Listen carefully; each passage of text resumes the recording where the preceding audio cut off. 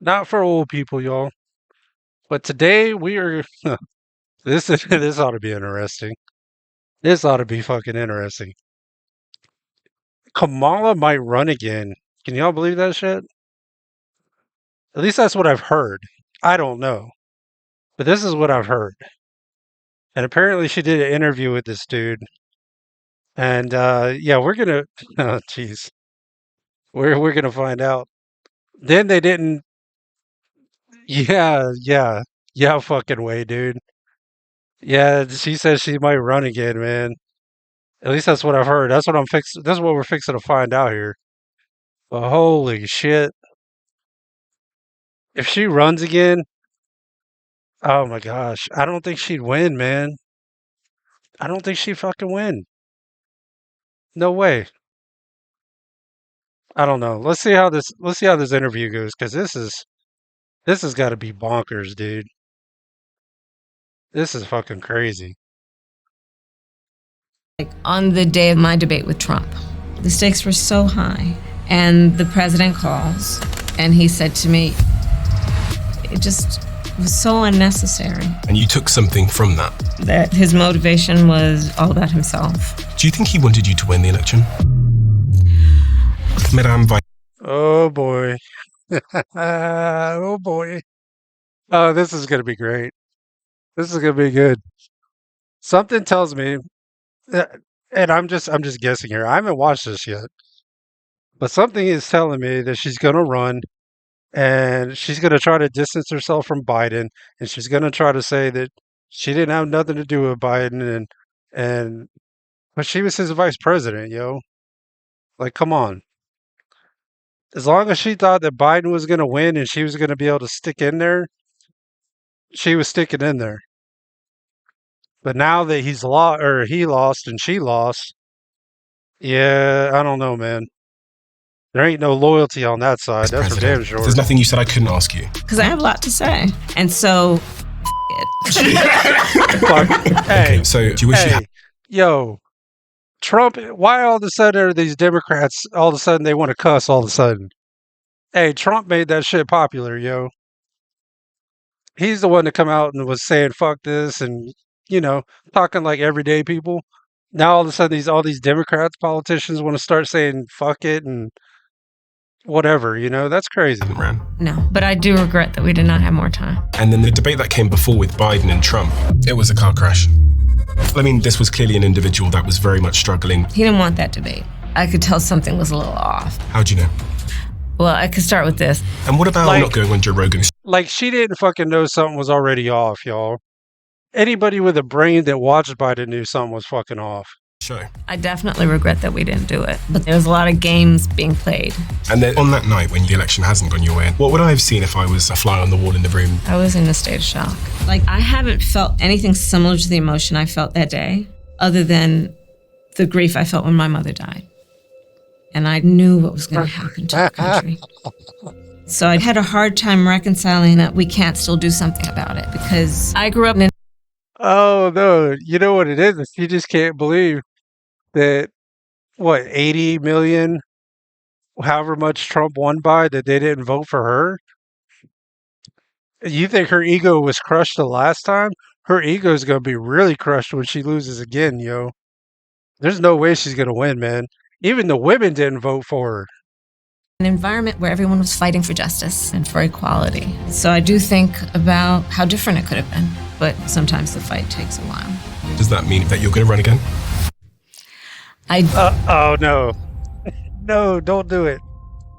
Don't run again. You don't need to run I see again. messages all the time in the comment section that some of you didn't realize you didn't subscribe. So if you could do me a favor and double check if you're a subscriber to this channel, that would be tremendously appreciated. No, it's the don't run simple, it's the again. free thing that anybody that watches this show frequently can do to help us here to keep everything going in this show in the trajectory it's on. So please do double check if you subscribed, and thank you so much, because in a strange way you're part of our history and you're on this journey with please us. And I don't run appreciate you for again. that. So yeah, We thank don't you. need this. Madam Vice President, how are you doing? I am well. I mean, all things considered. Am I the only one that every time I hear her voice, She just seems so fake.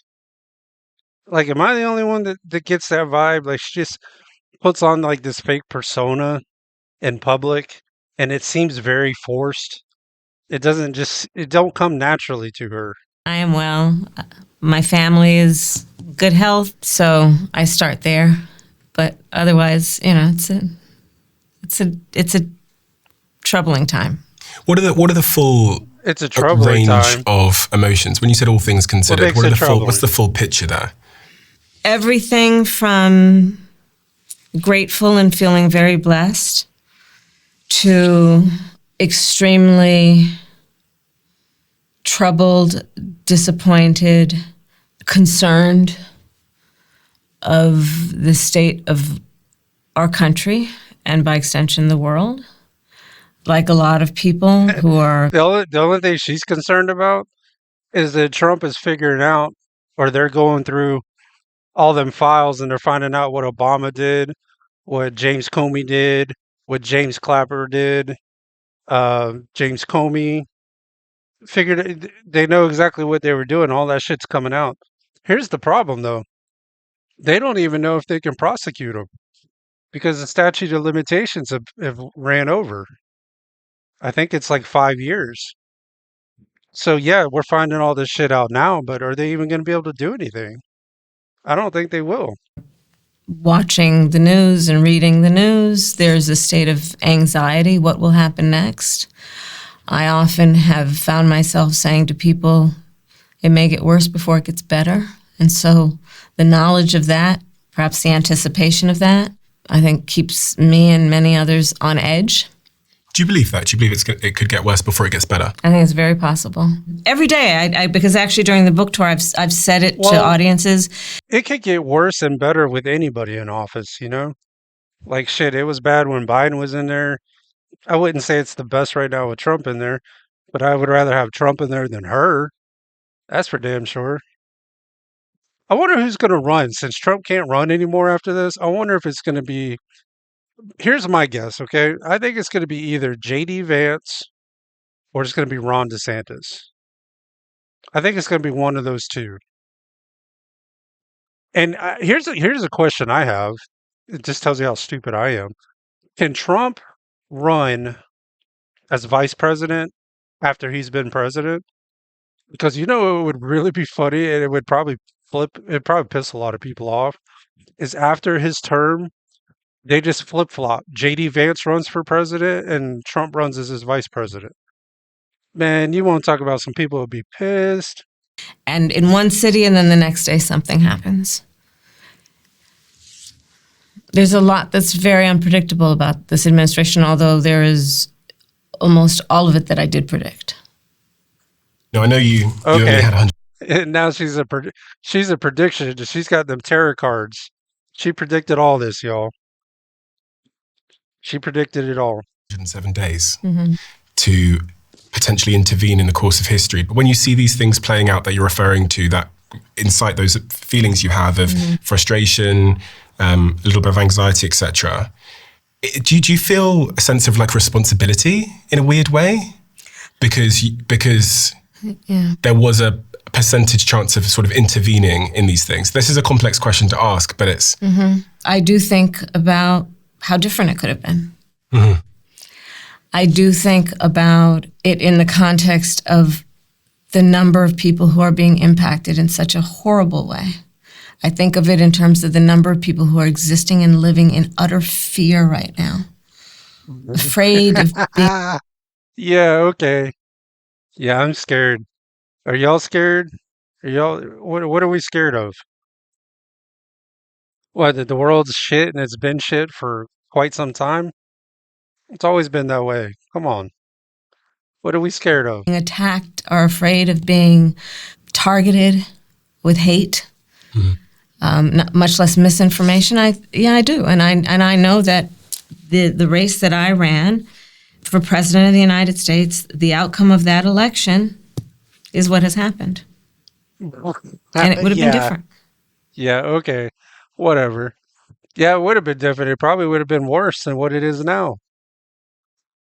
I don't know if I'm gonna make it all the way through this, y'all. She's so full of shit. It's crazy. Would have been very different. I try not to allow myself to think too much this way. I will tell you that because I, for better and worse, really do like to be centered on the present. So let's. I want to understand the set of circumstances that created someone like you, because you're an anomaly. There's a lot of firsts that appear in your career, but if we start at the beginning, what is the context that shapes someone to become such? Isn't it funny though that you couldn't get any Democrats to go on podcasts like this? But since Trump went on, when he was doing his presidential election, he went on Joe Rogan. I think he went on a couple other podcasts. Isn't it funny ever since he's done that, and all of a sudden all these Democrats are jumping on everybody's podcasts? That's weird. An anomaly in their professional career? My parents Okay. and the community that raised me. My mother arrived from India in the United States at the age of 19 by herself. My mother naturally, at that young age, became aligned with the civil rights movement. In Berkeley and Oakland, California, met my father, who had been a national scholar in Jamaica. They fell in love, and here I am. My sister and I were born, and we were born in an environment where everyone was fighting for justice and for freedom and for equality. Every message we got. Okay, guys. Look, man, I'm not trying to shit on the civil rights movement, But she said in California, that was more of like a southern thing. That was like a Georgia, Florida, Texas. Like racism wasn't very prevalent back then up north and to the west. That was like more in the south. I don't know. I don't know if I believe. Sounds like she's just trying to make it sound like she can relate to that.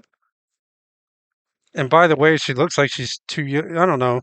Maybe she can remember, but she looks kind of young to remember, honestly. Was you are important and you have a duty to figure out how you're going to participate. I noticed this as I was reading through your story, how service and helping others seems to be so interwoven into your DNA. And even we spoke to Doug, your husband, and he was telling me a story about your first date with him. What did he tell you? Well, apparently He probably said, "I wish I never went." That's probably what he said. I should have never went. you made a remark on that first date that you're here to help people and to serve people. Yeah. He told me many things. I have many pages of what Doug said. Very fascinating. He's very in love with you, by the way. Hey, look, good for him, but I couldn't do it, man. Just the sound of her voice would drive me fucking crazy. I mean, good for him if he can do it, but I just couldn't do it. I'm very in love with my husband, and he's very funny. I hope you got a sense of He was a humor. hilarious guy. Yeah, well, he and I had such different careers, both of us being lawyers, right? He went immediately into private practice. Can we all just agree that lawyers, judges, and most cops, I would say, are corrupt for the most part? I mean, cops lie under oath all the time. Lawyers lie for their clients. Judges, they lie and kind of favor whoever side they're on. I'm not a big fan of them. I never wanted to be in private practice. It was never about money for me. It was always about people and how could I do the work that was about protecting people and giving people dignity. Why protecting people? I think there's a lot that has to do also maybe with birth order. I'm the eldest. And from the age of 2 years old, my mother told me, take care of your sister. Look out for your sister. You've got all kinds Got of all the stuff pictures, there. yeah, and I've been through everything. Yeah, this is my sister Maya. That's you protecting her. And that's me protecting her. I grew up also, seeing my mother, who was a 5-foot-tall brown woman with an accent, would be treated. Okay.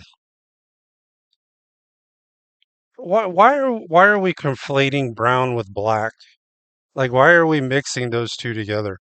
Look, I don't have a problem with it, but I mean, she's trying to place herself in a movement that I don't really think.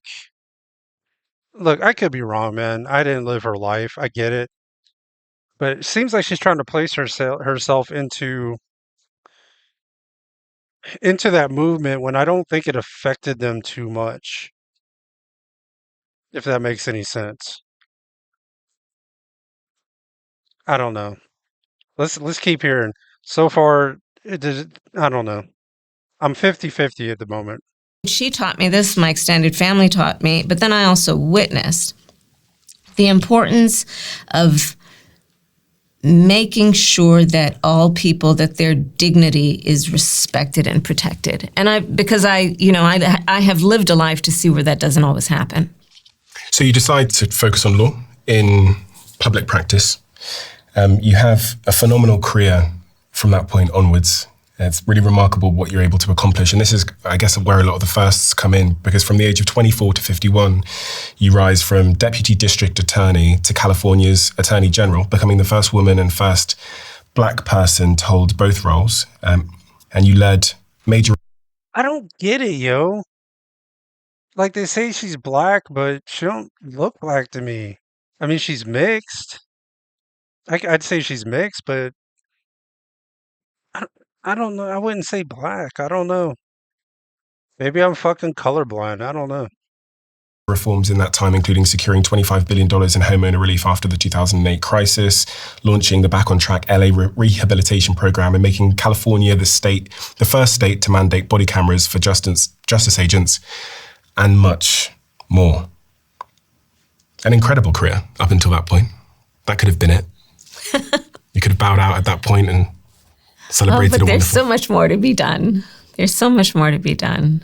I think one of my strengths and weaknesses is I like to solve problems, but that means that I tend to, once a problem has been addressed, move on to the next one without maybe taking the time to pat myself on the back. You know what I think is really going on? This is kind of off topic for a second.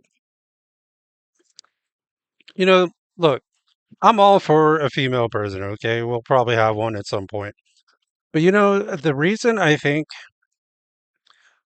we haven't had one, and they've had two opportunities, females in the United States have had two opportunities to vote for two women presidents. They had Hillary Clinton and they had Kamala. And they didn't want to vote for either one of them. Now, here's the problem I see, and maybe the women seen as well. Women usually act on emotion, and men usually are a little more logical, methodical. They kind of think things through before they make a decision. Whereas women tend to just act on the way they feel at that moment, at that time. I wonder how this country is going to be ran when a female does make it into office, when they're just basing decisions off of how they feel in the moment. And it'd be interesting to see how that turns out. Because now it's time to move on to the next issue. During your career, you saw some horrific things. That's the nature of your job. You deal with the darkest parts of reality. The worst parts of human behavior and nature I've seen. Yeah, you're right. Give me some context there. What does that mean in reality? Well, for a while, I specialized in child sexual assault, which is about... Hey, look, we can agree on that. Fuck predators. Fuck child molesters. We're not down with that bullshit here. The most horrendous of abuse and crime, which is an adult abusing a child. Yeah, and fuck those guys. Those cases were so difficult for so many reasons. I mean, there's a couple that I remember in particular where the children were so young that they wouldn't be able to testify. One was an elementary school little girl. And I mean, I remember going into the bathroom of the courthouse and crying because I knew a jury would not have enough to convict. And, it broke my heart. I mean, and I have thought about that little girl. Dude, anybody that preys on children, disabled people, or elderly people, I don't care for them people. I don't care what happens to them. They could quit breathing for all I care. I mean, if you pick on an elderly person, a child, or a disabled person, that just tells me you're a coward. You want somebody that can't fight back. Period. Years and years and years later. But those cases, it's the worst of human behavior, which is we as a society should be in the business of protecting children and protecting their vulnerability so that they can thrive. But I've prosecuted homicide cases. I've prosecuted fraud cases. How does one deal with all of this stress and responsibility? And I'm not just referring to your time as Attorney General, but even thereafter with running for president and the ups and downs of that, the public feedback, the pressure, the responsibility of potentially running the free world basically and becoming the most powerful person on earth, and the ups, the downs, the attacks, the child abuses. How does one learn? Is there a framework you've built? Are there ideas or principles that you've developed to deal with such? Let's be honest, guys. Sure, I wouldn't say the president is the most powerful person. I think, because I don't think the president's there long enough to make any major. I mean, he makes major decisions, but they're only there for 4 years and then maybe 8 years. But every 4 years, we're getting somebody new. I don't think it's the president that's running the world. There's somebody behind that. I think most of it is going to be like probably your BlackRock, um, Vanguard, a lot of your big companies and corporations. I think they're the ones that really run the show. I think the president is there as just like a kind of like as a front, I guess you could say. I don't think the president really runs the show, honestly. I Pressure? could be wrong. Well, this may sound trite, but I work out every day. Yeah. I work out every morning, no matter how little sleep I've had. I just find it to be just mind, body, and soul. Have you changed over time? Oh, for sure, I've changed over time. Yeah, she's changed over time. She's got some wrinkles on her forehead, got some wrinkles on her hands. I think age has caught up. Yeah, she's changed. The pressure has changed in magnitude. But the pressure that I feel in terms of my sense of personal responsibility has not changed. I put a lot of, I hold myself to a very high standard. And I tend to be a perfectionist, even though I am. That's bullshit because if I held myself to a high standard, I wouldn't have been running with Biden. And I wouldn't have been lying to the American people about him not being cognitive, being a cognitive mess. I mean, she basically lied. They lied to the people. She's tried to stick up for him the whole time we were there. And most of the public knew that had a brain that something was wrong with him, you know? Far from perfect. I mean, even during the 107 days, every night I would stay awake thinking, what more could I have done with that one day? 24-year-old Kamala Harris, who starts as that sort of become. Honestly, what it was is she thought that if she was vice president with Biden, that was going to kickstart her political career and she'd be able to run for president. Maybe she didn't realize just how bad it was going to be. But see, I don't think she could run again if she wants to, but I don't think she could ever win because everybody, when you think of Kamala Harris now, you think of Biden. Like she will forever be attached to Biden. And whether her policies would be different or not, I don't even think that's going to matter. I think her being vice president for Joe Biden killed her political career. If she wanted to run for president, she should have not been his vice president and then just ran on her own. But no, she'll never win. If she runs now, people people will attach her name to Biden, and it just ain't gonna work. And she's probably gonna try to separate herself from Biden, but we'll see how it plays out. Eventually becomes the deputy district attorney. If I sat her there, Uh-huh. and you're sat there now as Madam Vice President, what would be the notable differences in personality, mentality, in perspective? Oh, that's interesting. Well, I mean, I don't know if it's changed, but she was fearless. She was fearless. She was fearless.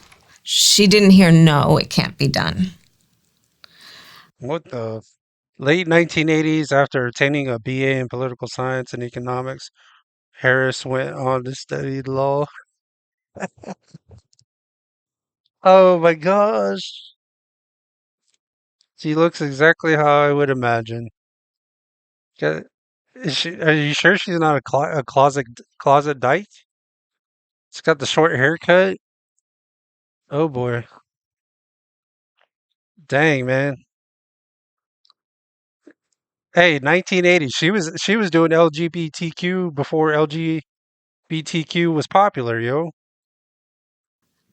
And whether it was the first case that I had, and I was a young prosecutor, and I was going through the files, and it was a Friday evening, and I realized that the person who had been arrested had young children at home, a woman, and all the courts were shutting down, and I went to the courtroom and I asked the judge, please take the bench again. She has young children. She can't stay in over the weekend. And the clerk was like, nope, he's gone for the day. He's leaving for the day. And I would not leave. And they called the case, but not hearing no. That has been probably a through line of my life. I don't rest easy with the idea that something is not possible. At least I don't rest easy with it without trying to show that it is possible. And that's probably not changed. I also have started to sit better with the idea but you can't change everyone. And how does that change your... I never thought I would say I would agree with her on anything, but I will agree with her on that. You can't change everybody. There's some people, they do not change, man. When they show you who they are, believe who they are and don't try to change them. That's the way I look at it, man. I've been there, done that, try to change people. It doesn't work. They are who they are and they'll be who they'll be. Very rarely does somebody ever change. When they're in there, if they're in the particular routine or habit, they're gonna stick to that. They're not gonna change. Approach, knowing that you can't change everybody. I'm better able to assess a situation to figure out what is the potential there. Okay. Yeah. And be perhaps a bit more realistic without being, I think, jaded about it. Yeah. And I guess that's wisdom and experiences. Yeah, it comes with, I think, a bit of experience. Which allows you to be more efficient and effective. And that's right. Yeah. That's exactly right. That's exactly right. Because that is how I reconcile it, which is Well, I can agree with that too. Like when you were younger, your parents would tell you, oh, you don't do this, don't do that. And you used to say, well, you don't know what you're talking about, mom, dad, whatever. Then you get older and you experience that same thing and you're like, yeah, you know what? They were kind of onto something. But then you try to tell your kids, the same lessons that you've learned, and then they do the same thing. I think everybody has to learn the hard way sometimes. You got to learn through experience. Experience, I think, is the best teacher, especially if you go through something that is really shitty, and you will remember that. Like, I will never do that again. the effort is better placed somewhere else. Yeah. Yeah. And at what point in this journey did you realize that you wanted to be president of the United States? Like, was there a lunch or a dinner you had with Doug? When does that decision get made in your career? It was when I was in the Senate. Yeah. Wait a minute. I ran into a friend who came up. Doug and I were at basically a family table in a local restaurant eating, and he said to me, "You should run for president." And it had not occurred to me until then. It had not occurred to me to run for president. There are people. But she didn't run for president, though. She ran for vice president. That's why I said if she wanted to be president, she should have just ran on her own. She should have never been vice president for Biden because his record was so terrible. Her ability to ever run for president again was crushed being his vice president. It'll never happen. People who are born thinking they're going to be president. There are people who look in the mirror every day and see a president. I was not one of those people. But then the thought, it kind of germinated. And then, of course, being vice president and doing the work of vice president of the United States, I met with over 150 world leaders, presidents, prime ministers, chancellors, and kings.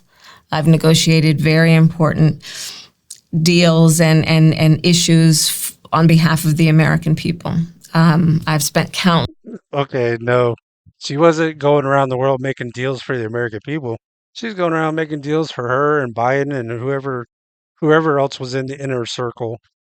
Man, they weren't going around making deals for us. Hours, not only in the Oval Office, but the Situation Room and traveling around the world.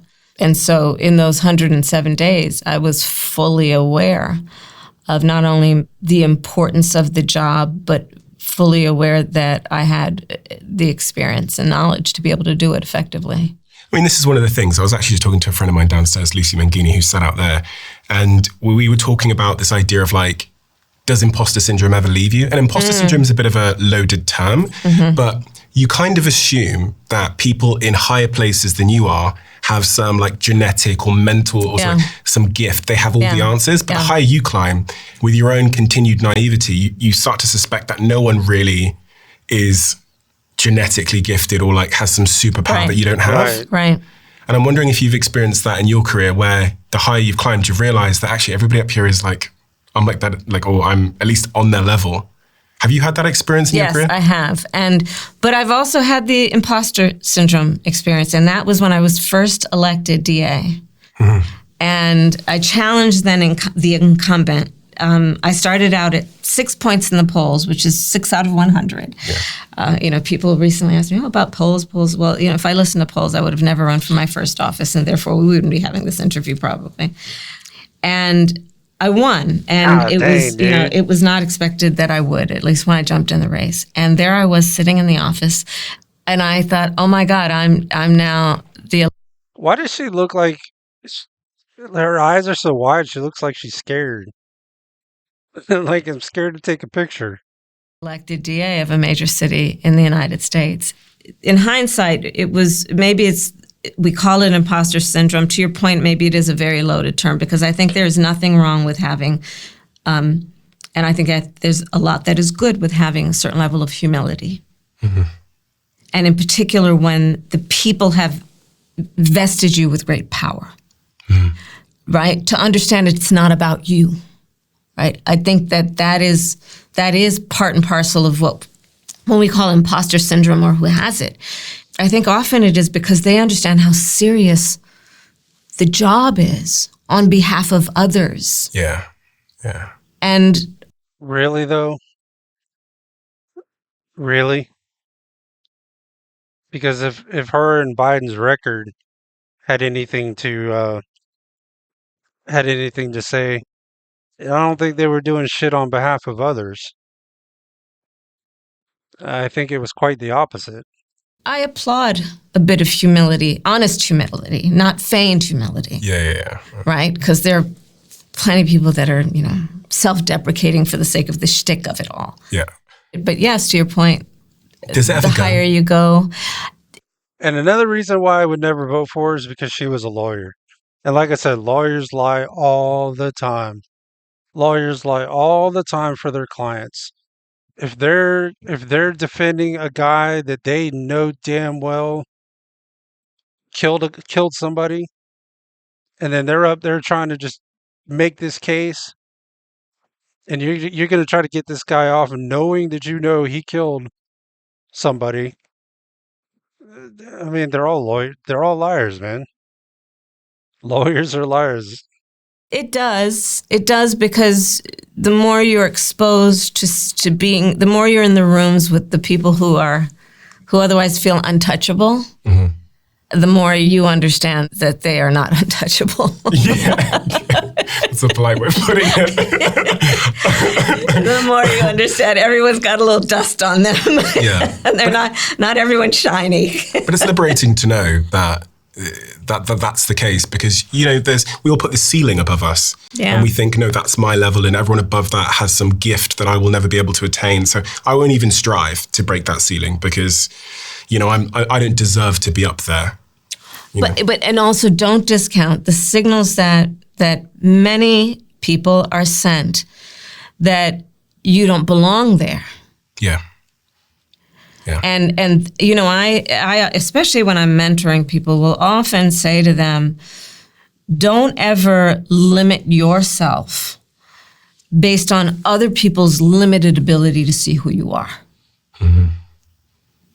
That's their limitations, to see who you are in your capacity. Don't impose those limitations on yourself. Why the fuck? Why am I agreeing with her? What the fuck's happening here? I can agree with that. Yeah, you don't take somebody else's viewpoint. They say, "Oh, you could never do that." You know, they don't know whether you could or couldn't. This is this is fucked up. I still don't like her, yo. But she's saying some shit I can agree with. Well, I mean, that photo I showed you before we started recording that LeBron posted is a pretty iconic example. I'll put it on the screen, but it just goes to show, I think, all the vice presidents that came before What you, the- and frankly, they all look the same.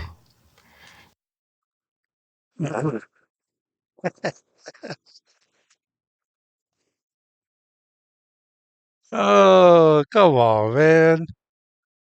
Really? Are you that stuck on yourself that you're gonna put yourself next to all the vice presidents leading up? That is crazy, yo. Wait a minute, is she trying to say she's a dude? Is that what it is? So one might fall into the trap of thinking that if I don't look like this, then I can't do this job.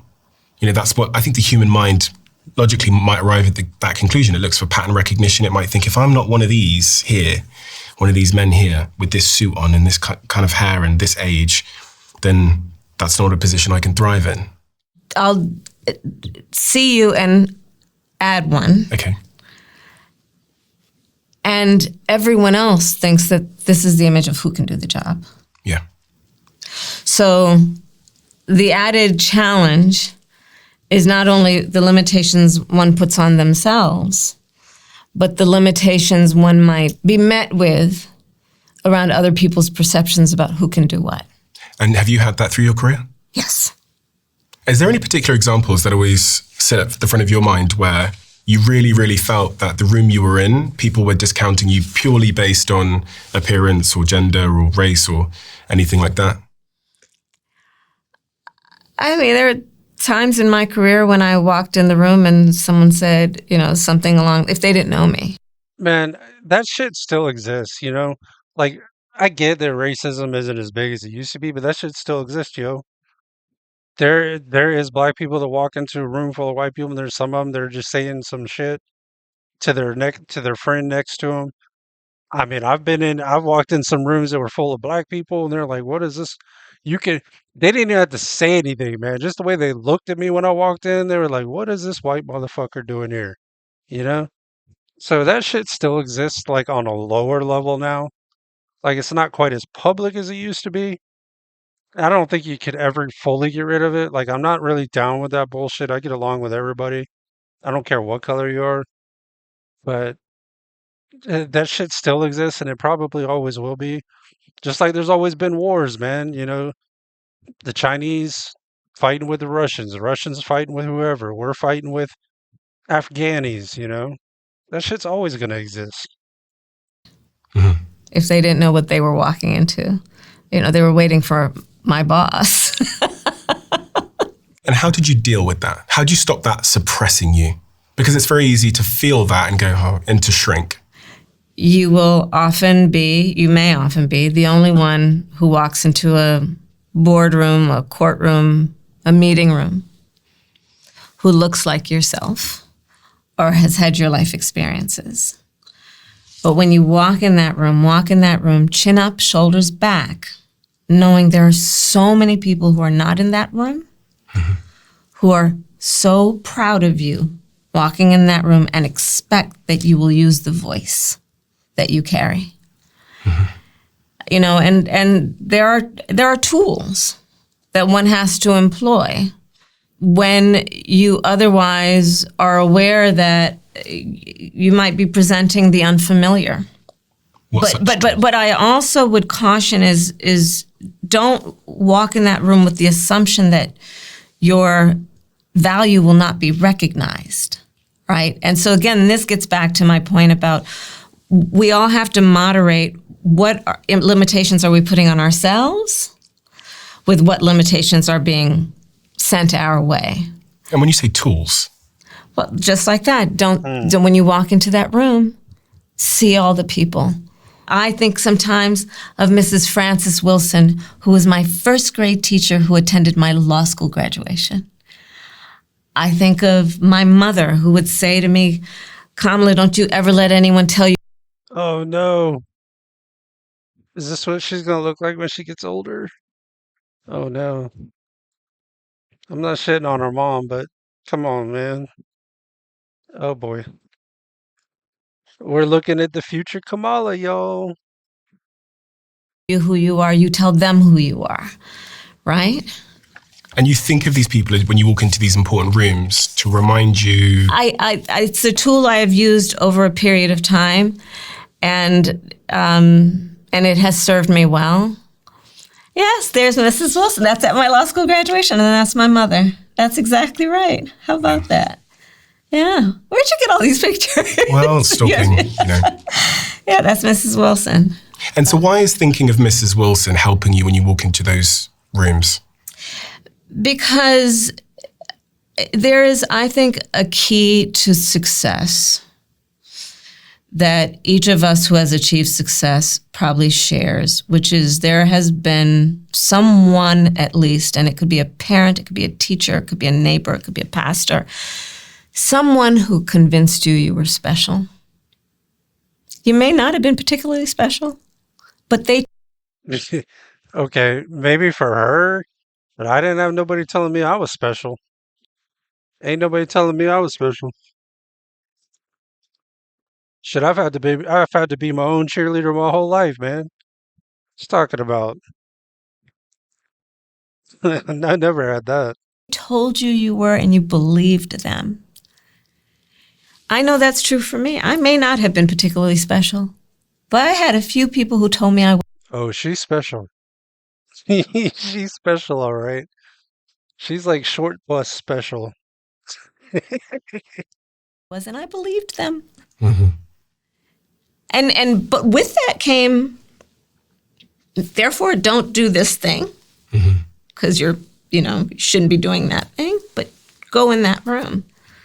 I think, when we talk about mentorship, when we think about the signals that we as a society send to children, and I mean all of our children, our own children, the children of a community, which we should think of as our children, to send them signals that tell them they are special, and then back that up with giving them. I don't think I agree with that, yo. I don't agree with that at all. I don't know, man. I take that as an insult. Somebody tell me I'm special. I'd be like, what the fuck you mean I'm special? What you trying to imply? I don't think if you tell some people might take that as a compliment, and some people might get offended by that. What do you mean I'm special? The resources would make us a much stronger society. As you said that, I was reflecting on little passing comments people in my life made at certain points that at the time I was suspicious about, like, them telling you that you're going to be special, do something great one Yeah. day, that I might have not fully believed myself, but I believe they believed it. Right. And that was enough for But me that's what I'm saying. Yeah. They told me and I believe them. Yeah, I didn't yeah. think of it, and maybe that's why I don't look in the mirror and see all these things. But yes. I would never tell anybody that they're special. Not to me, that just sounds weird, man. When you say special, that makes it sound like you're retarded, or I guess it depends on where you come from, I guess. Because from where I come from, you say you're special, man. They'd be like, "What do you mean I'm special?" No, no way. You might get punched if you took called somebody special. Have you got any tools around how you've learned to hold yourself? Thinking back to 24-year-old Kamala versus this Kamala, is there a certain way you hold yourself in those rooms that also garners that respect? I notice when you speak, you don't rush. And I think people that are younger in their career, they tend to Yeah, right. because they're kind of almost trying to excuse the amount of time they're taking, and they kind of are a bit more. I'm just wondering if there's any tools in that regard that have helped. It's important to have some sense of conceptually what you mean to say. And not that you have to rehearse what you're going to speak before you speak it, but do have a sense of what you...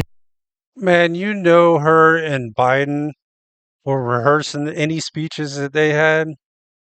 Biden was not going out there and just saying whatever. They had to rehearse him, man, because they're like, don't fuck this up when you go out there, man. They're like, we just got to get through this 4 years. Don't fuck this up. They'd be rehearsing. And she was back there probably rehearsing with him. Intend to communicate. And I think it's also important to, especially with complex issues in the context of a discussion, deconstruct in your mind what the issue is so you can speak logically. And what about appearance generally? Do you think much about that? So do you think much about, because you look your outfit's stunning today. You're very... Does it matter? Sadly, it does. It does. I mean, depending on context. Sadly, it does. Is our boy here hitting on Kamala? Is that what we just witnessed here? Is he hitting on Kamala? Come on, man. Out of all the fish in the sea, you're gonna pick Kamala? We are still, I think, in a world where the way you appear when you walk in the room impacts first impressions. Including just, for example, again, even in mentoring people will look at their watch or... No, I can agree with that. That is 100% true, dude. And any of you watching right now, you can't say this has not happened, okay? If you be in a room, man, people just wearing their regular everyday clothes, or you be in a restaurant somewhere, everybody's just wearing regular clothes, you see either a female or you see a male that comes in like really well dressed. Either the dude is just fucking jacked, he's got on a suit and tie. Everybody's looking at that dude. Just because he's walking in a little different. And then same with the females. If she's put together real nice, the guys are looking at her and the women are saying, fuck that bitch. That's what they do. They hate each other for some reason. But you guys know what I mean. We've all seen that. You could be at a restaurant and that happen. Their phone to see if you've walked in the room on time. And will judge something about your character. The piece of how you look that is going to suggest the pride that one has in themselves as a matter of self-respect. I mean, I grew up in the Black church. You dress up. And why does she keep calling herself black? I'm looking at these photos. They look white to me. Her grandfather, I mean mixed, I would say. I wouldn't say black. I don't know. it's a reflection of your dignity and the respect you have for the place that you may be. And in January 2019, you launched your presidential campaign for the first time, which was up until you dropped out later that year in December. Correct. Why did you drop out of that presidential race? What's the full context behind the scenes? There was a lot there. Mostly, we ran out of money. Yeah. But I learned a lot of lessons, obviously, about running. But that was the main reason. And at some point, you get a call from Mr. President. Mm-hmm. I got a call from then nominee, Democratic nominee Joe Biden. We FaceTimed. It was during the height of COVID. Yeah. And he asked me to be his running mate. And it was a great honor, and I was honored to do it. Did you have any... Like I said, man, her being with Biden, though, killed her any hope she ever had of being president. I just don't see where it would happen. Not unless they cheated and got her through like they did Biden. Because they cheated, man. I was watching that, man. When Biden, like Trump was so far ahead the night before, and then when they stopped the counts, and then next morning, all of a sudden Biden's like way over. I was like, nah, that shit ain't right. That's why they just need to make it a law, man. If Florida can fucking get their votes in on the same day as election night, the rest of the state should be able to as well. You know, people got more faith in that, man. When you're taking like a week to get all the votes in, there's too much stuff that can happen between then. Inclination before that moment that he was going to ask you? Had there been like a side conversation? So, no, I had an interview. And it was like something out of a spy movie where I had my assistant drove me to one location. This was in DC. And then it was a mall. And then I got out of that car to get in another car. That was because the press were watching everything to see there was a short list that was out, who was going to be. So we had to do this whole clandestine thing. And then I got into another car being driven by one of his assistants. And then we went to this, this very circuitous route to a house. And then through the back door, the windows were closed, the shades were closed. Jesus and I Christ, had my interview. Dude. Went back because Doug and I were in our apartment in DC because I was senator at the time. Mm-hmm. And again, height of COVID. Then the press vans were parked out front. And we would just want to go for a walk. Remember during COVID, everyone just wanted to get some fresh air. They must have thought we couldn't see them. They were like in unmarked vans. So from time to time, I just walked up to them and say, look, we're going to get some coffee. Can I bring you anything back? We'll be right back, right?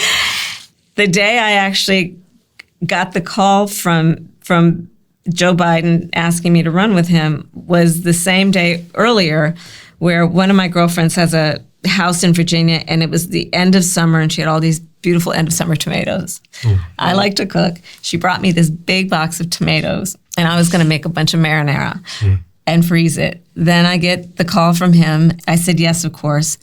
And I don't know, it felt like within seconds, a parade of people walk into our apartment with a parade of binders, sit down, everyone's in masks, to tell us, okay, this is what the campaign is going to be.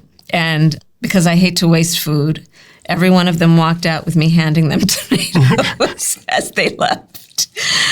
I'm so intrigued to know, I've done many interviews in my life, I've been in a couple of interviews myself.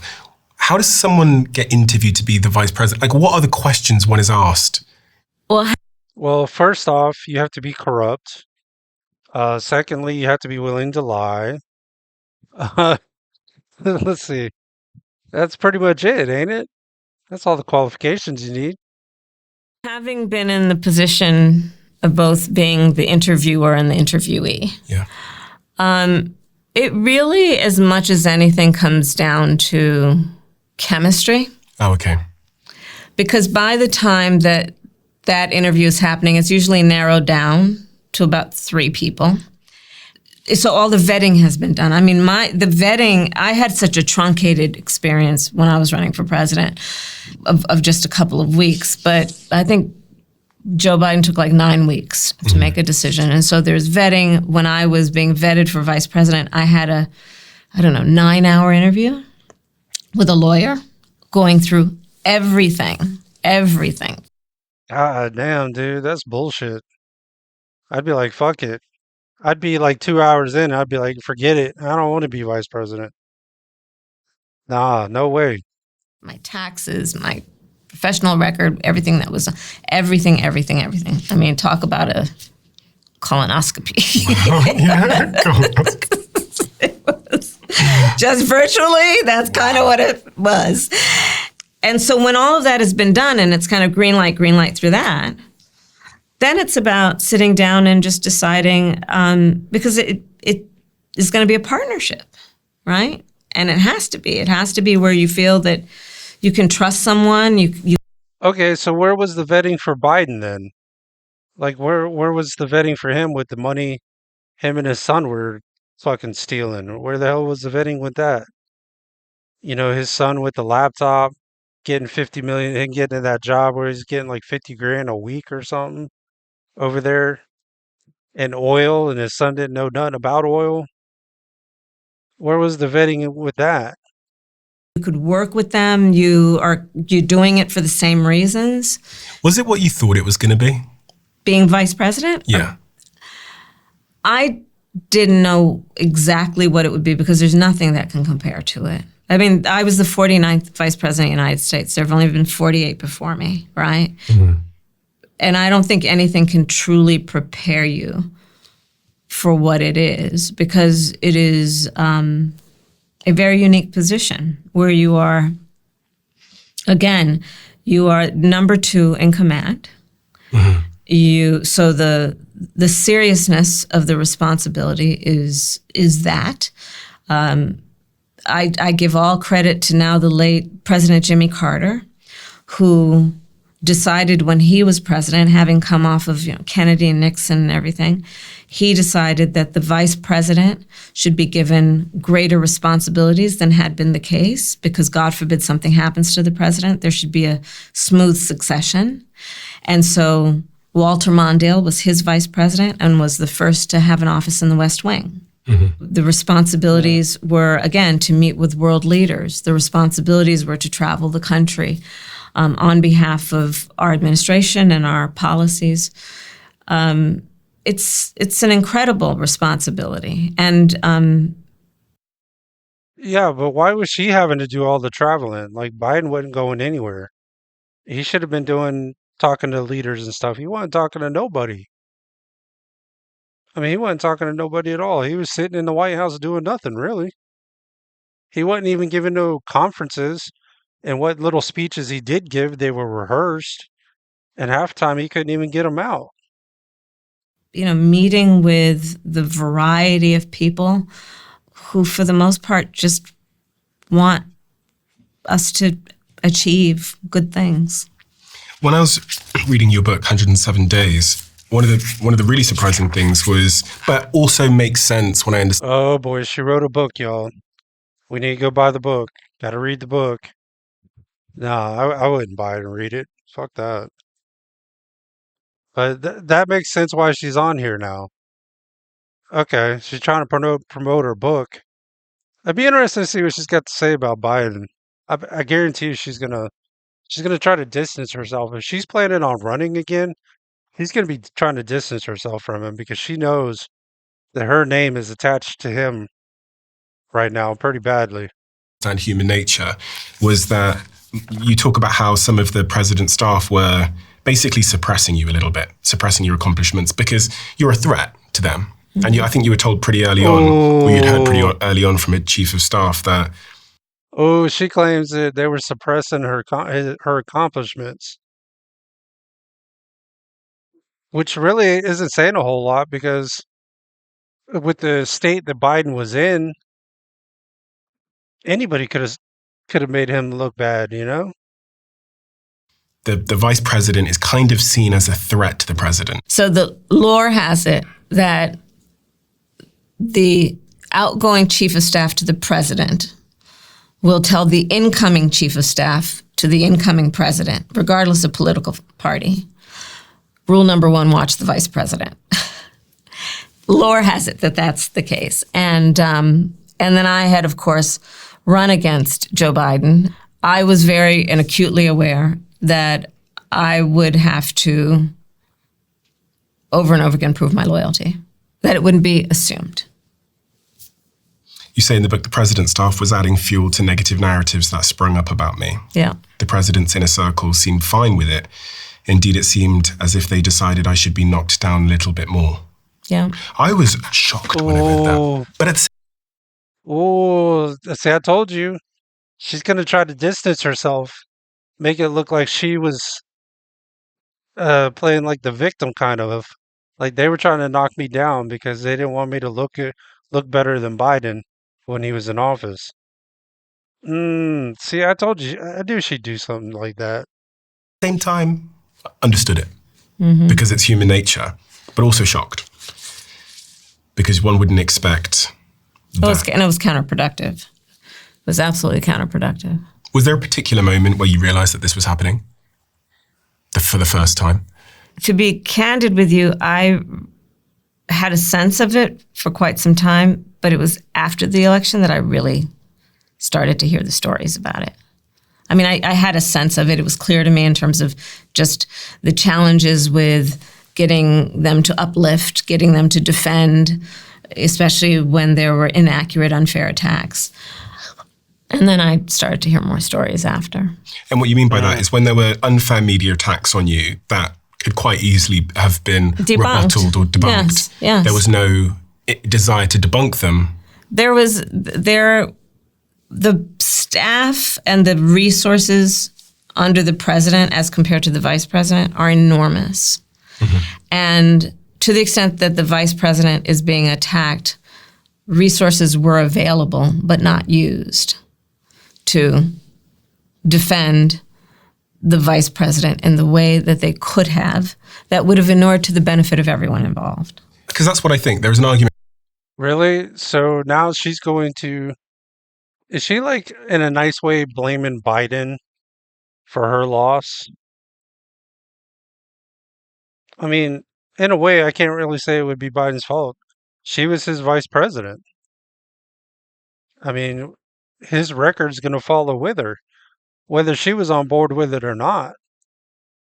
I mean, there's no way she's. I can see what she's doing. She's trying to separate herself, but it's not going to work. And that's probably why she wrote this book too.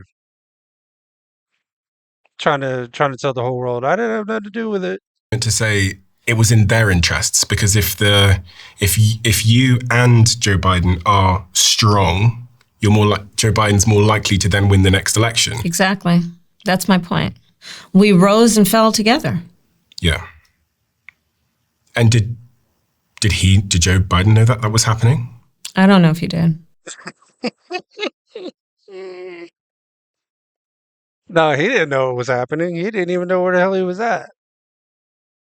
He was being a Roomba vacuum cleaner on the stage, running around trying to find the stairs. He had no idea, man. But it's the staff underneath him that are in charge of that. Yeah. Okay, so so you're saying that you think they wanted you to be weaker in public perception because that kind of keeps you in your place? I think that was part of it. I do. I think that they decided that, there are far too many people in this world and in professional life who approach things with a zero-sum game. Yeah. Yeah. If I have more, you have less. And it is incredibly short-sighted. And I think it's actually quite provincial thinking when you're talking about the stakes that were at play in our administration and, of course, in the election. And you talk about in the book as well on page 47 of 107 Days that they also didn't promote your accomplishments, because when I read through all the research of the things that you had accomplished, I wasn't aware. I know. There doesn't seem to be a megaphone shouting about the things you accomplished. So It's very frustrating. I can't even tell you. Frustrating and painful. really? And also not just for me, but for the people who knew my career and knew what was not being said and what was being said. What wasn't being said? The accomplishment. Hey, welcome to politics. It's dirty. So I said, man, if you want to get into politics, you got to be a liar, man. That's why I couldn't be in politics. Because I'd be telling them, no, man, this is what it is. I mean, if you're gonna be a lawyer, a judge, I think if you're gonna be a lawyer, a judge, a cop, or in politics, you have to be a liar, man. The the credibility of my leadership.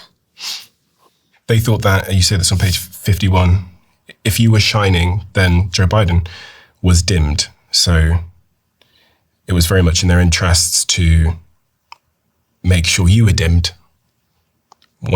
Why is she trying to see? Here we go. Here we go. She's pinning her failures on him now. Really? No. If you were loyal to him and y'all rose together and fell together, then that's it. Y'all rose together and fell together. Don't be putting all the blame on him. You guys, no, I'm not buying it. One could argue then, so that Joe Biden was shining. Yeah, and that was again, it was very short-sighted. Are you friends with Joe Biden? Yes, Is the relationship good? it's a good relationship. I just talked to him 2 days ago. He called me for my birthday. Is it complicated? Yes, it's very complicated. Mm, It is, and as I write in the book, of course it's complicated. Of course it's complicated.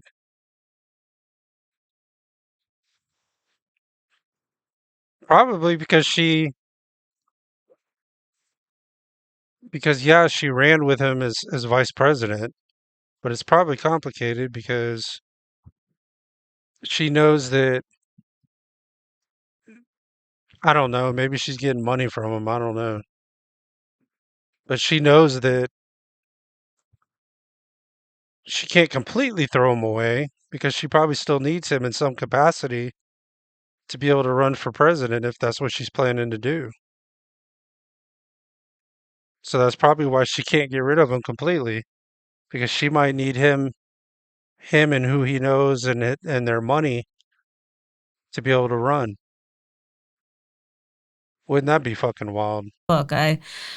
um, it is very complicated. I have a great deal of affection for him, and there were times that I've been quite candid about where he greatly disappointed me, and frankly, angered me. Yeah.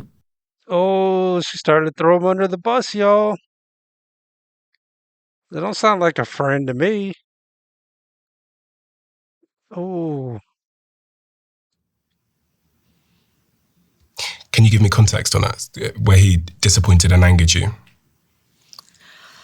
So I write, and I thought about this. Was I going to write about it or not? And I decided in writing this book I was going to just be honest, and these are the facts, and the reader can take what they want from it. On the day of the debate, my debate with Trump,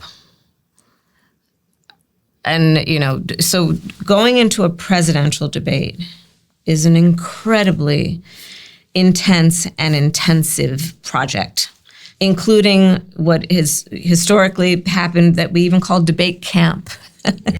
yeah, because they probably want to tell you what you can and what you can't say, and you're supposed to remember all that bullshit.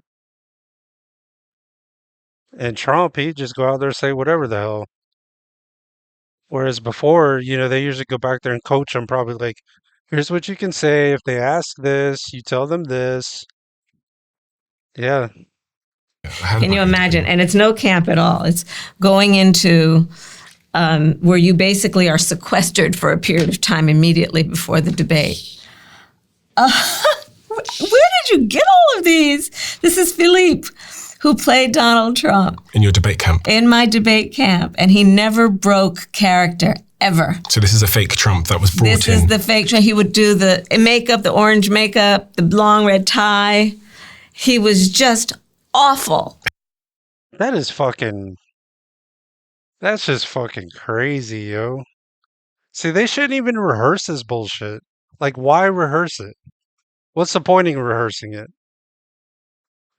Because if you don't know what the other side's going to say, you don't know what they're going to ask and how they're going to act, what's even the point in wasting the time of rehearsing it? See, that's why people like Trump, y'all. Because he ain't rehearsing shit. He just goes out there and wings it and says what's on his mind, man. That's the thing. Because usually when a normal politician goes out, and they speak. It always sounds like it's rehearsed.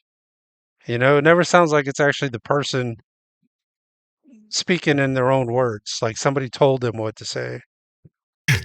Awful, awful, in the best way, trying to get me prepared. And there were a lot of people like Philippe. There were a lot of people who are, I'm very fortunate. I have people who have been with me for years and years and years through these various offices. And, even if they go on to different positions, they always come back when needed. And so debate camp was this intense, basically a preparation process where your team will basically they'll break you and then build you back up. So the day of the debate was after that intense period of preparation. And then that morning I had a meeting with my team. I thought it was going to be more prep, but they actually were wonderful and just basically said to me, "You're ready." So, okay, then being a woman running. She wasn't ready, though. If anybody's seen that debate, man, he didn't look ready at all. I mean, she got slammed. But Trump's good at that, man. He's good at making anybody look bad, man. He's just got that way.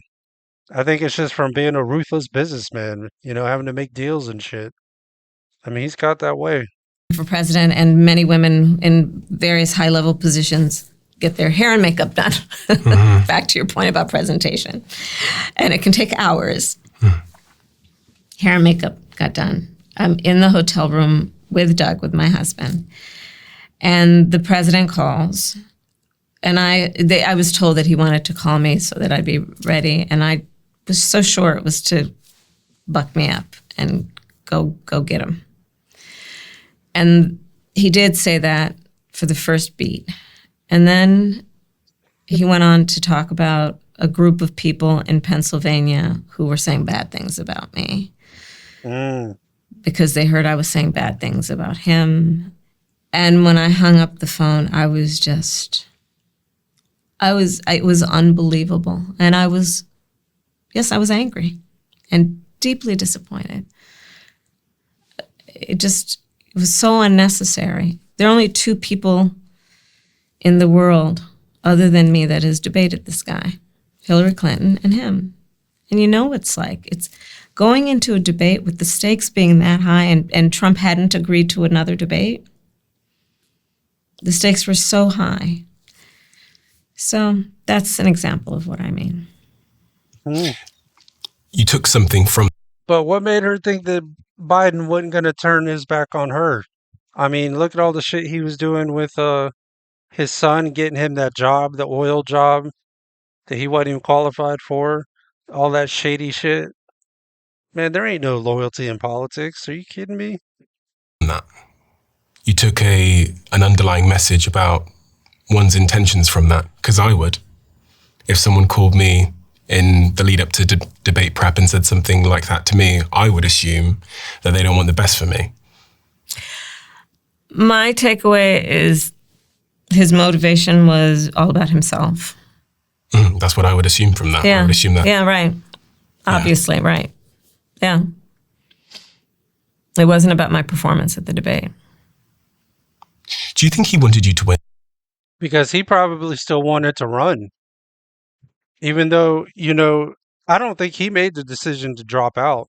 I think somebody higher up or whoever runs the Democratic Party said, "Hey, you're not running anymore. We got to get somebody else because you're fucked up. Like you're mentally not there. We got to get somebody else." I don't think he wanted her to win because he wanted to still run. Yeah, sounds like something he would In the do. election? I do, because I was the only one who would be able to preserve his legacy. But even that's about him. Well, if I had to assume one of the reasons. Why would you want to preserve his legacy? Yeah, that's about him. He got you, bitch. He got you. Reasons why he'd want me to win. Yeah. And of course, that this all wouldn't be happening. I don't think anybody who cares about the future of the country, the democracy, or even just protecting the Constitution of the United States would have wanted this. Yeah. Just a bit of a reminder to me that a lot of people in the highest places in power are maybe a little bit self-focused. Yeah, that is the case. And I think it. Yeah, the people that are in the look, the government doesn't care about you. The government doesn't care about you, your welfare, your safety, your children. The government doesn't care. The people there don't care. They're only cared about themselves, how much money they can get, and power. That's all they care about. That is the case. I've seen it. I've seen it. maybe, dare I say, that's how they get there? I think that may be a big part of it if they don't have something else that is the pull or the push. Yeah. Because I look at your life and your career and I see a dedication to the same thing, which is like serving people. Yeah. And it's at the expense of financial opportunities and other opportunities you could have pursued. And it seems to be really, really authentic to me that your agenda was to serve people. I can't say that about everybody else that I've studied or interviewed in the political environment. And the other thing that, so I watch all these debates. I'm such a big fan of American politics. So I was up at 12 years old watching Obama get inaugurated or whenever it was. I was a young kid at the time. I stay up and watch all the debates. I always have since I was a kid. I watched that debate. But the debate that came before with Biden and Trump, it was so apparently clear that this was not okay. Yeah. And it felt like the whole of the Democratic side of politics was... Yeah, that's when they got rid of Biden, man. When they had that debate with Trump and Biden, Trump was just, I mean, he was stomping all over Biden, man. He was mopping the floor with him. And I think everybody knew then.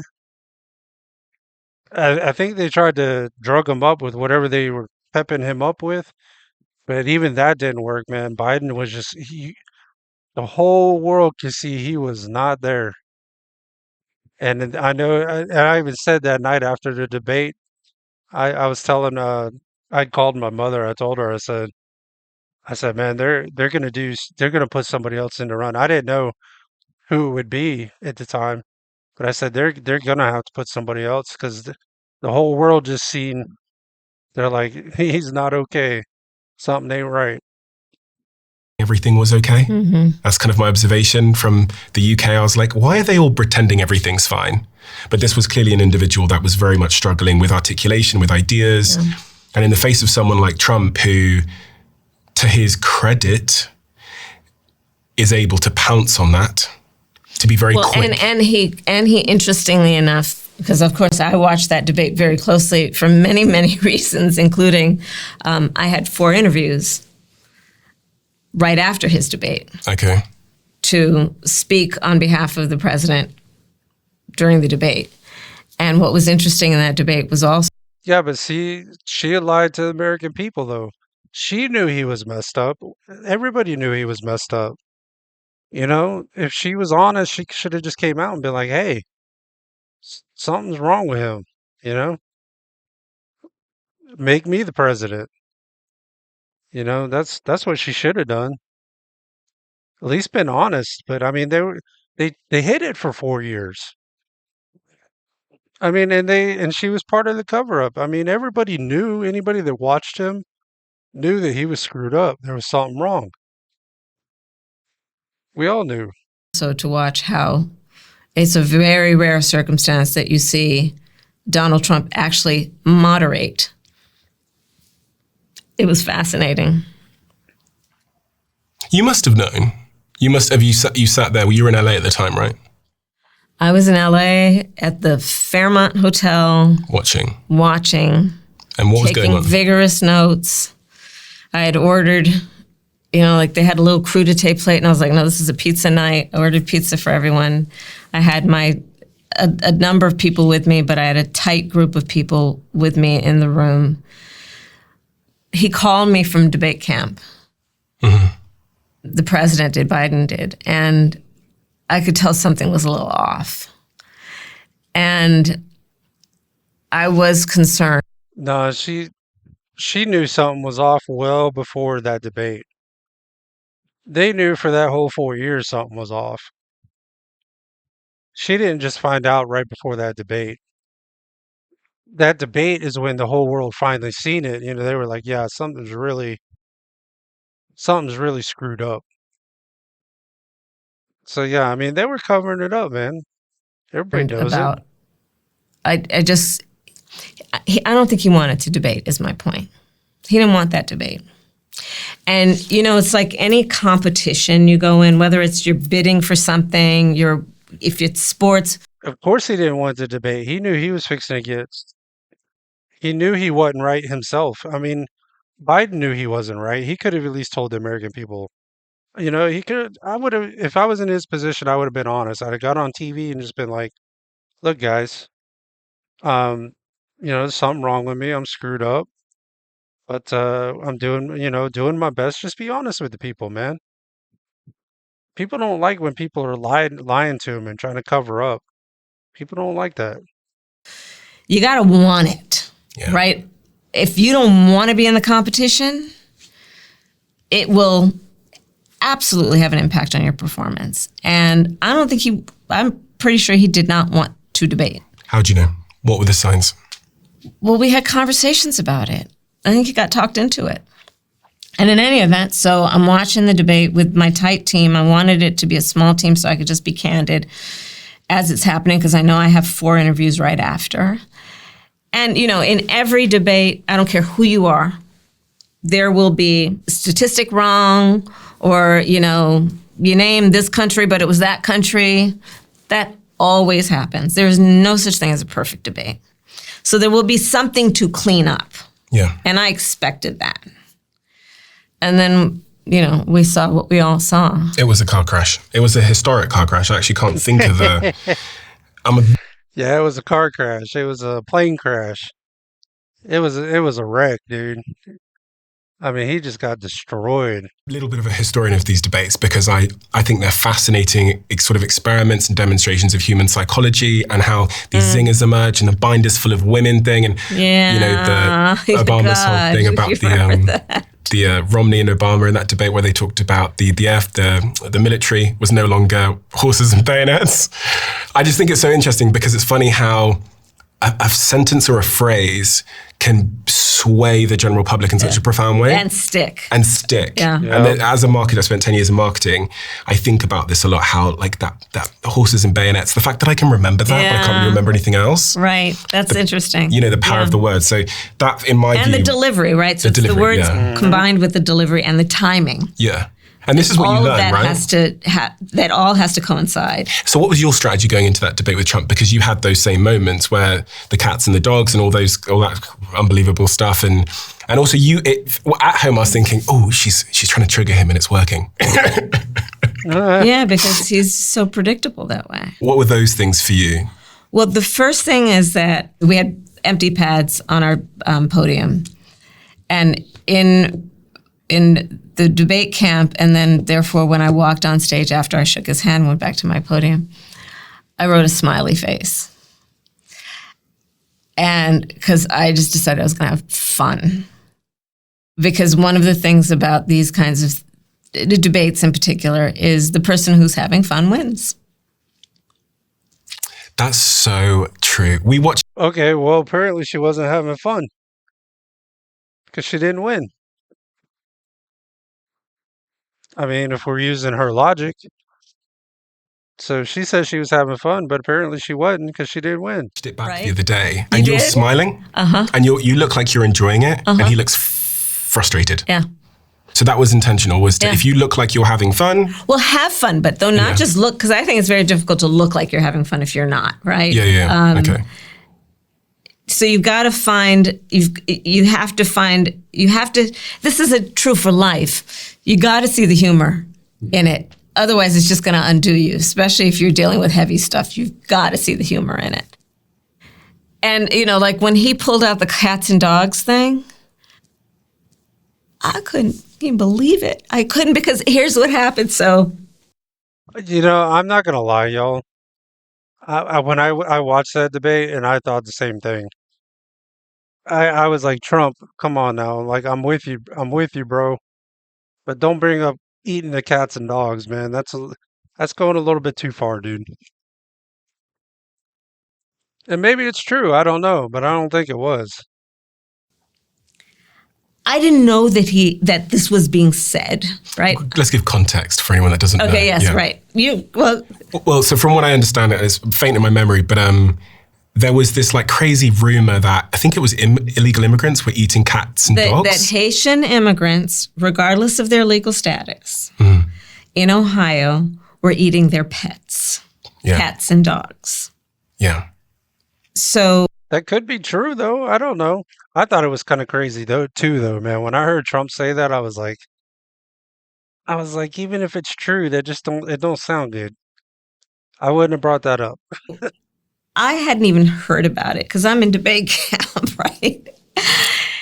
And then 2 members of my team see him get off his Trump plane with the main purveyor of this nonsense. And then they realize if she's on the plane with him, it is very possible last thing he heard was this thing. So they last minute tell me, by the way, a lot of them call me boss because it's like, this is what you do in law enforcement, and it just stuck, right? Hey, boss, we got to tell you something. We didn't mention it to you. There's this whole thing that they're saying on that side about Haitian immigrants eating cats and dogs. And I was like, are you kidding me? That's ridiculous. No, but it's what they're saying, so just it may come up in the debate. Sure enough, it did. But see, here's the thing that I would say to you, Stephen, that again, one of the reasons I wrote the book is also there are lessons to be learned from those 107 days to be applied today. I believe that part of what is the method is say the outrageous thing. Then everyone is going to focus on that outrageous thing. And meanwhile, this is happening. Right? And so, meanwhile... Misdirection. Oh, yeah. Yeah. And misdirection includes, by the way, talking about immigrants eating cats and dogs and not talking about what's your plan for working Americans to bring down the prices. So then the press covers that whole thing and not, where was his plan for bringing down prices? Here's what I've come to learn. Now she's gonna blame the press, y'all. Now she's gonna blame the press.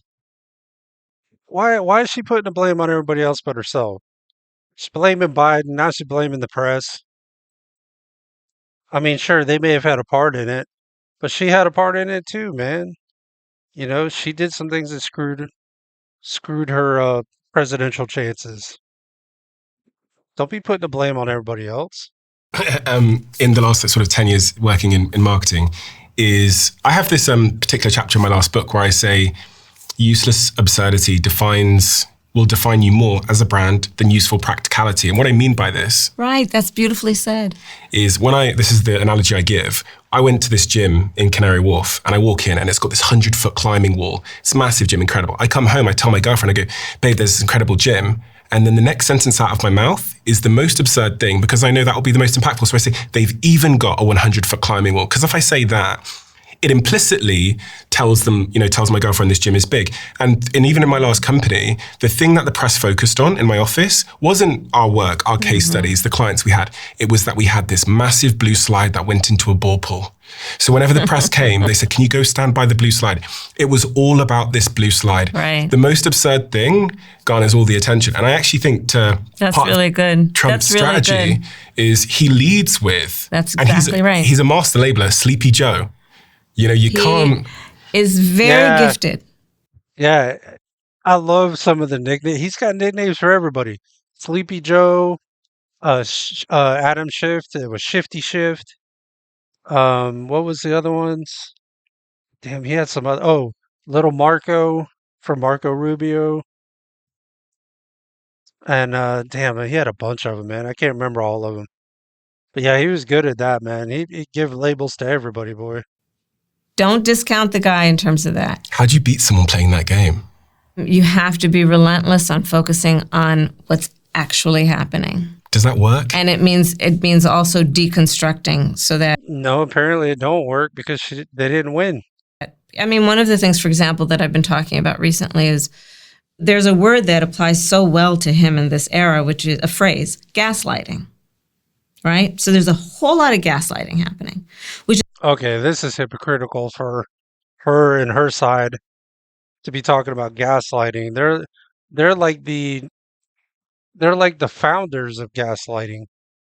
So this is kind of hypocritical for her to be talking about him gaslighting. Is basically misrepresenting, lying, scapegoating, distracting, right, from what's really occurring, including like this whole thing where he's coming down so hard with these mass deportations, which is picking up a lot of American citizens, by the way, in the process, hardworking people in the process. And what he would have people believe is that your predicament is because this is what he actually is trying to sell. Your predicament is because of relatively powerless people. So you don't focus on the powerful people. He's basically saying to the American people, you have less because of people who have even less than you. Here's the counterpoint. It works. Yes, evidently. But there is, but at some point the veneer and the she's a professional liar, y'all. That's all there is to it. She was a lawyer. So for her to be saying that he's saying that we have less because of the immigrants, because of all the funding they're getting, it's like, no, don't quite work that way. I don't think that's what most people believe. deflection has to wear off. I don't know when exactly that is going to happen. I think that, listen, the tariffs taking hold, and when we get around to the holiday season and people realize how many toys are made in China, what strengthens that approach is the rapid amount of disinformation that is spreading. It's so much, and it just spreads like wildfire. And trying to stay in front of that with fact, much less, to your point, practical messaging and logic, it is a real challenge. It's funny because I sit here a lot with neuroscientists and psychologists who tell me about how the brain works, and they, at a simple level, they talk about these two parts of the brain, which is like the rational prefrontal cortex and then the emotional center, like the limbic system, the amygdala. Yeah. And they always tell me that the most memorable, the part of the brain that holds memories the easiest and the best and that garners the most attention is the emotional center of the brain, the amygdala. So if I say that these people, these brown people are coming over and they're rapists and murderers, it's much more emotionally captivating. But that is true, though. I'm not saying all of them are, but that is true.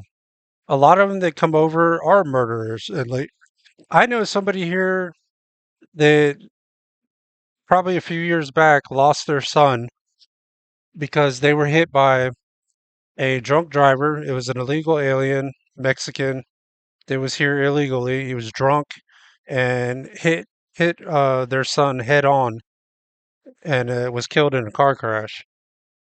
So, I mean, yeah, illegals, I'm not saying they all cause damage. Some of them are probably good people, but not all of them.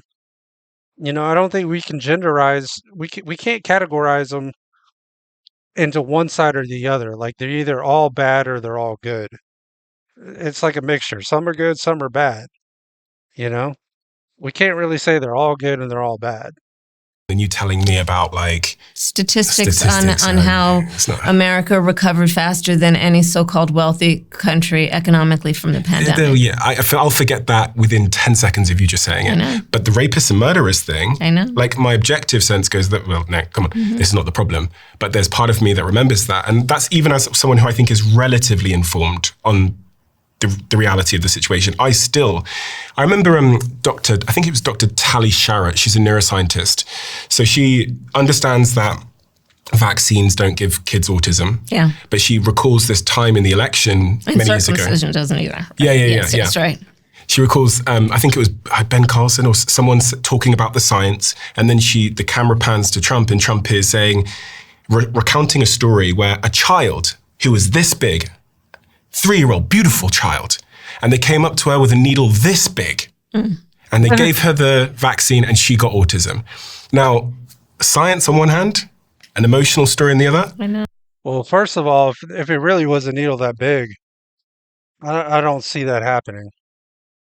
But if it was, what the hell were they giving her?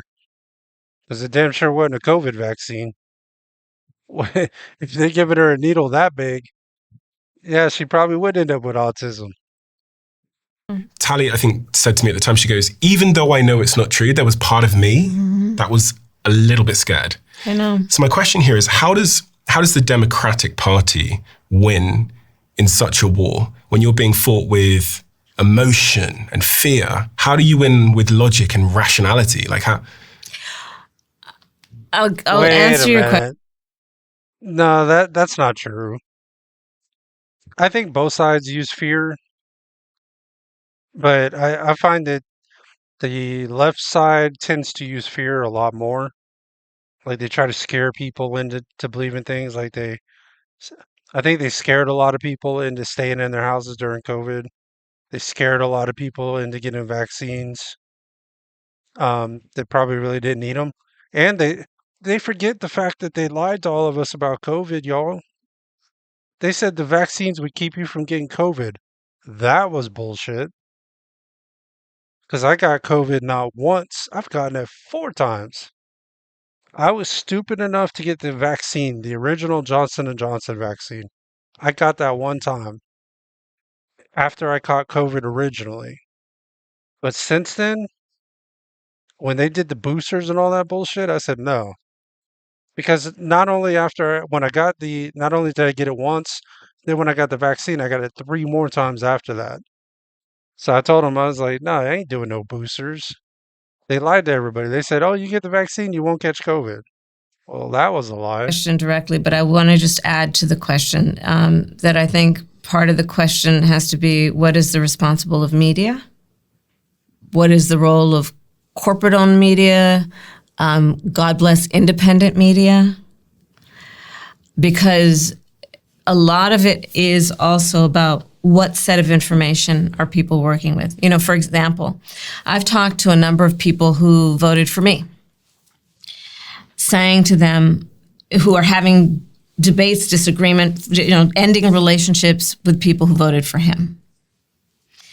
And part of what I'm asking people to do is not to assume that the people with whom they disagree are working with the same set of information. Now, I didn't say facts, because 2 + 2 is 4. But I think it's a big mistake for us to assume we're all working with the same information.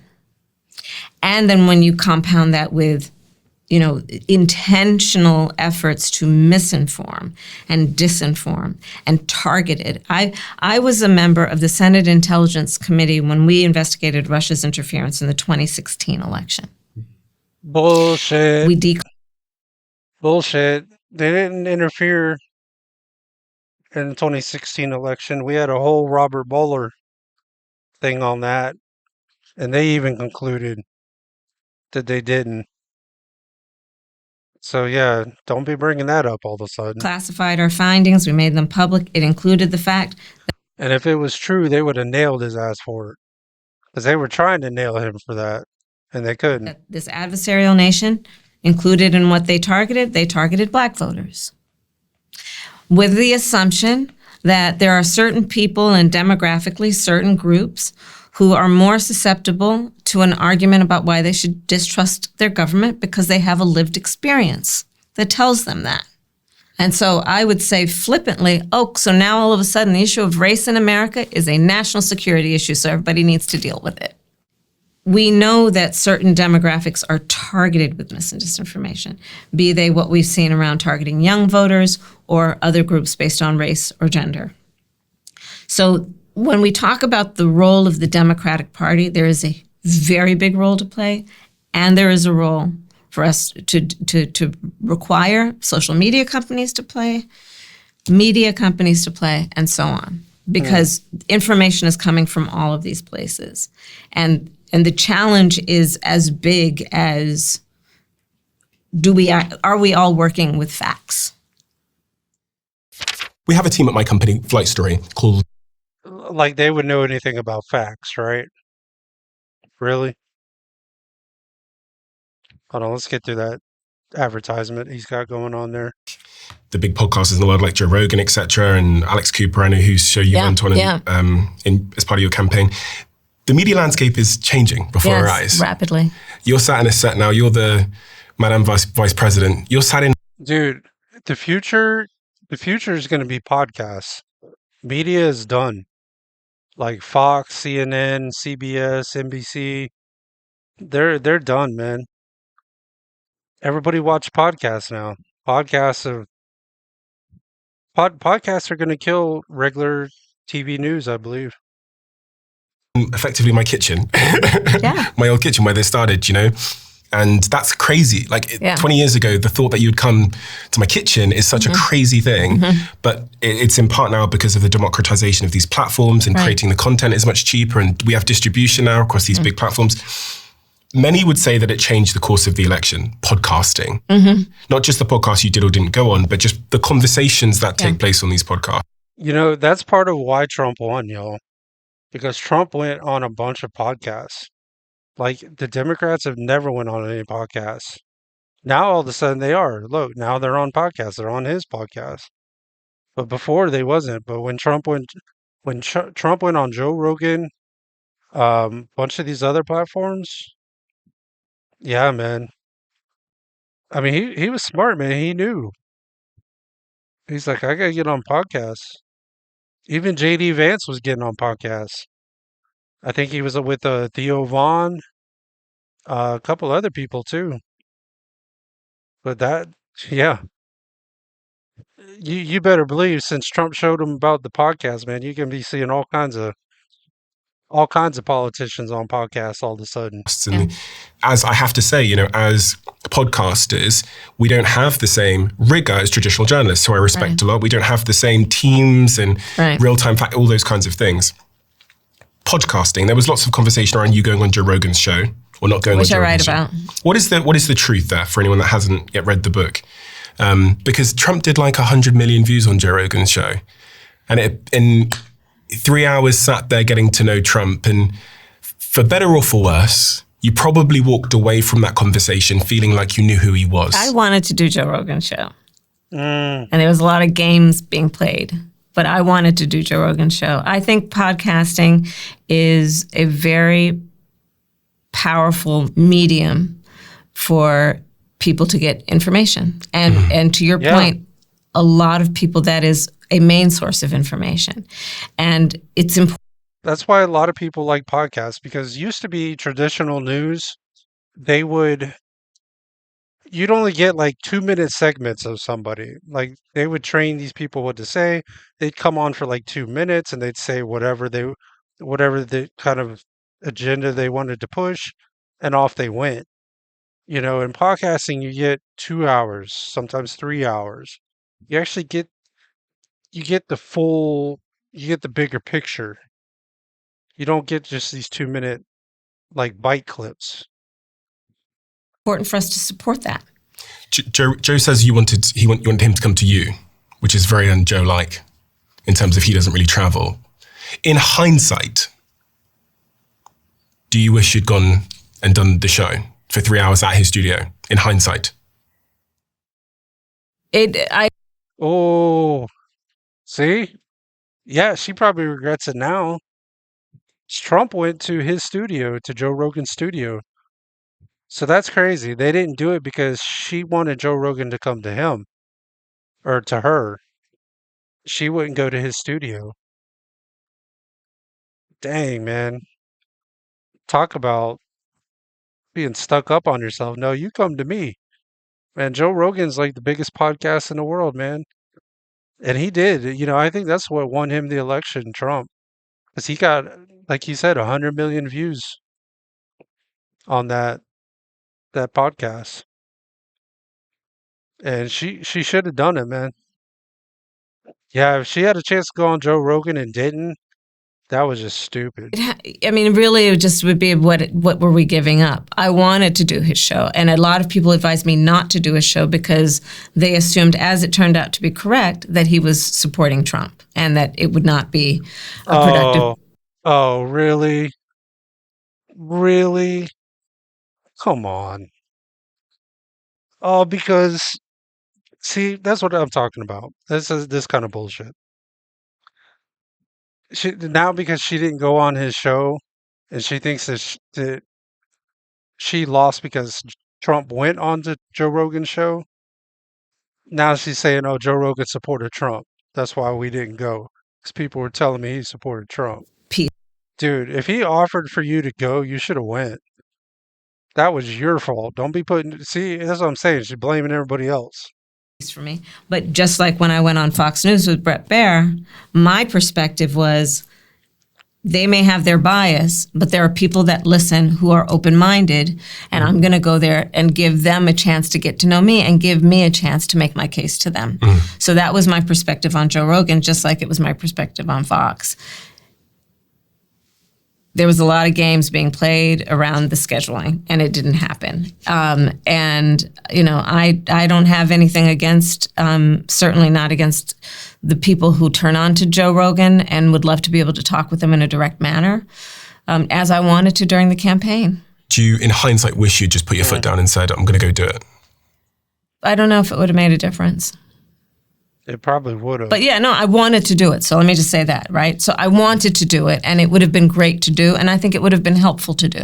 Yeah, I think so. So it's just, I mean, the issue, it was really about what's the trade-off in terms of votes and where I spend my time. Do I spend my time traveling for 5 hours and back? Yeah, it sounds like she just didn't want to go. She wanted Joe Rogan to come to her, and she should have went to him. She thought that she was the bigger prize. Like, hey, you want to interview me? And Joe Rogan's like, dude, I'm the biggest podcast in the world. You come to me, I ain't coming to you. And I think that bit her in the ass, man. I really think that's what got Trump to win by such a large margin was that Joe Rogan 3 hours. Versus being for that period of time in a swing state. Mm-hmm. And that was the trade-off. I guess it goes to the So point. it wasn't about I don't want to do Joe Rogan, or believe me, at that point in a campaign, it's not about, oh, is somebody coming to me or me going to them? I could care less about that. Pride is not associated with it. It is more about. Sure. It is literally about return on investment. Okay, and this goes to our point about time. efficiency earlier. Yeah, like it's exactly right. There's only one candidate. So where am I spending my time to get the greatest return on the investment? If I was in charge of your campaign, I would have 100% put you in that environment. And even when I look at the trade-off, in part because someone like me, and I consider myself to be like genuinely really objective. Yeah. And my friends know me as being extreme, not just objective on camera, but objective in my personal life. Yeah. I would have, when you see a certain environment present someone in a certain way, you really, like the thing that can burst that bubble is seeing that person go into that environment. And like when I saw you on Fox News, I watched that interview as well. Yeah. I actually think it strengthens your supporters, and actually those independents who are in that space too can get a feel for you. So I would have loved to see it. And I actually think, I hope in this next election cycle, when is it, 2028? I really would love to see both sides going to both sides. And I actually think that's happening now, going into those environments. I do also tend to think that Joe would have been fair. Well, that's why I wanted to do it. I had to assume. Yeah, I mean, Joe wouldn't, he has everybody on.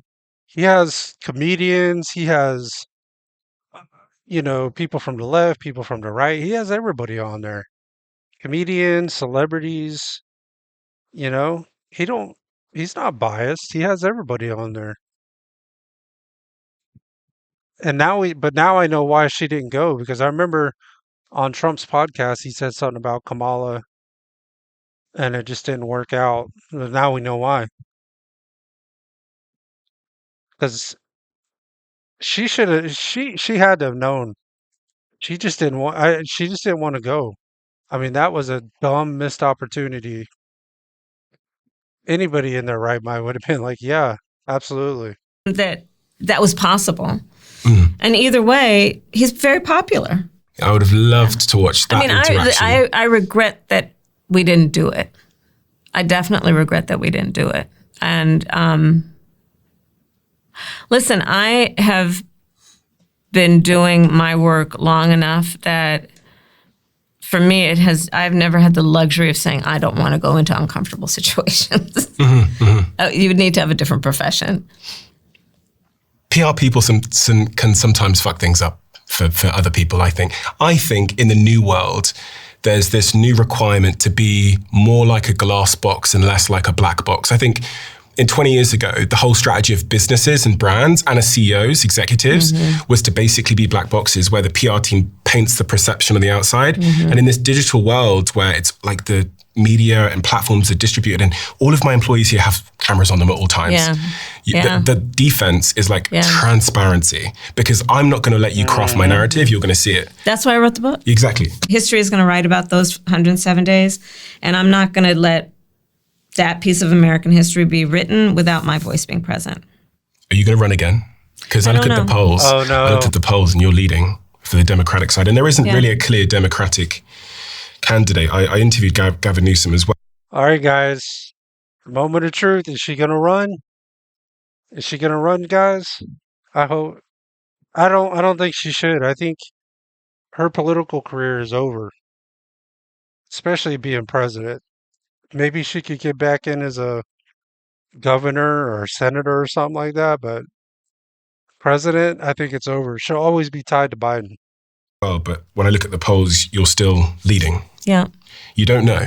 I don't know, honestly. I feel like you know in your heart. What do I know in my heart? I feel like you know if you're going to run in your heart, or if you have a calling or a feeling to run. Is something germinating? I'm focused on the book tour sincerely. Yeah. And part of how I'm feeling right now, part of the reason I didn't run for governor of California, I really don't want to be transactional right now. I don't want to be present because I'm asking for a vote. Okay, yeah. What's the case for running again and what's the case for not running again? I think the case for running again is if I can make a difference. Honestly, if I can make a difference. What difference is she going to make? I mean, what we gonna get 4 years of Biden again? Fuck everything up? I don't know. If I feel that I can offer something as president of the United States that would be not only uplifting to the American people, but would be about, getting us on a correct trajectory. Do you know what my next question is going to be? What? Do you believe that you can offer something to the United States that's going to be uplifting and get us on a better trajectory?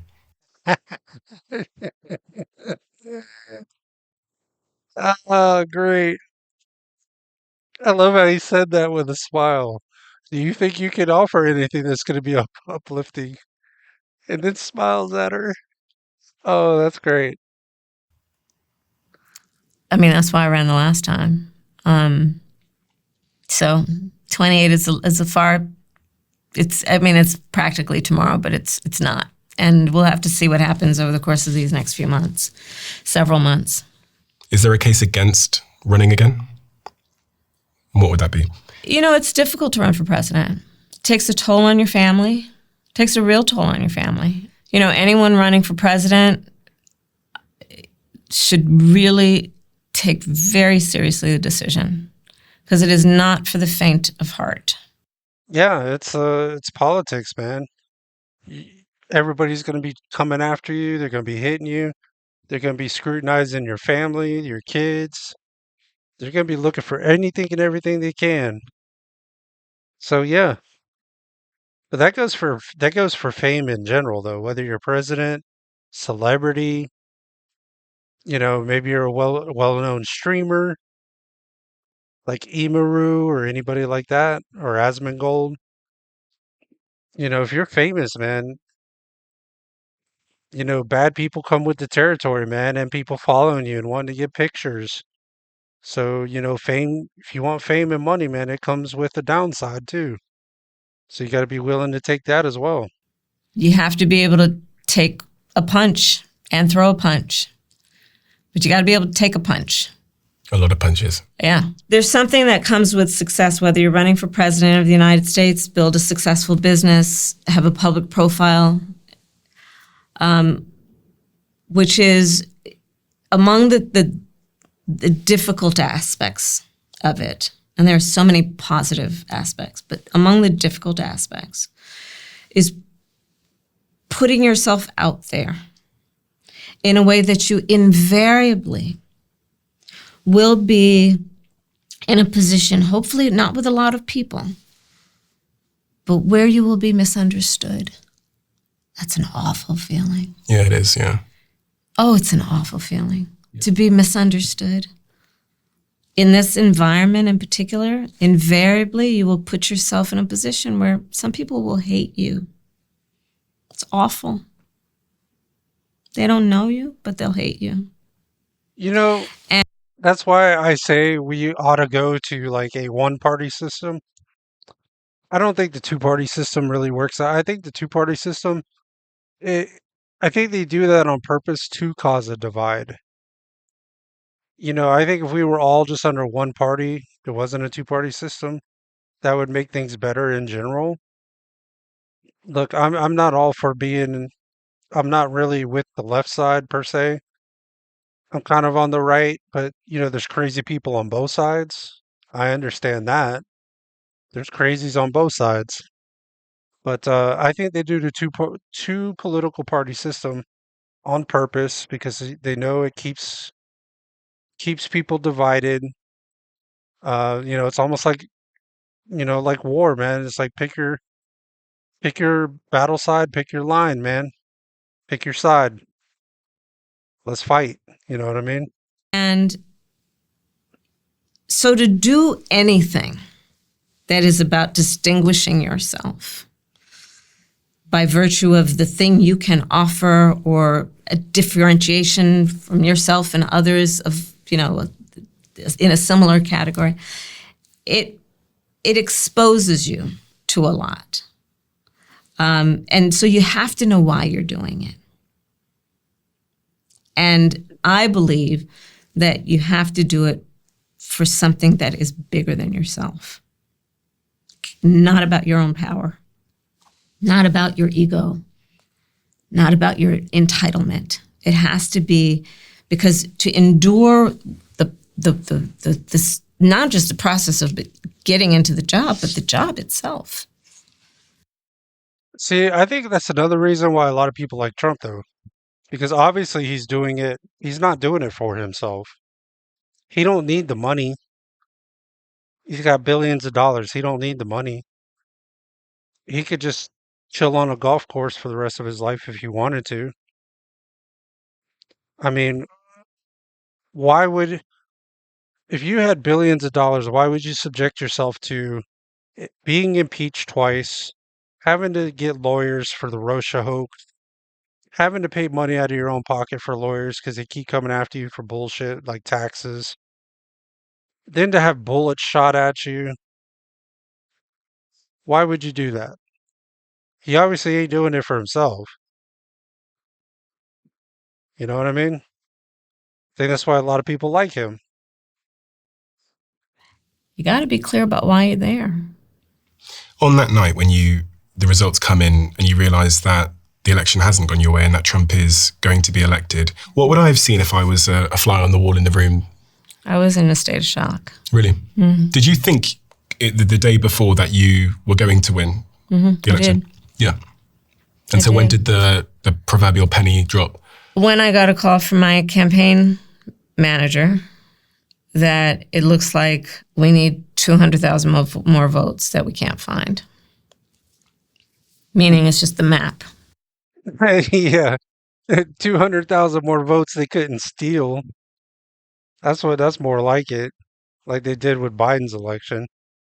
We can't find 200,000 more votes. We can't make it happen. Yeah. the numbers.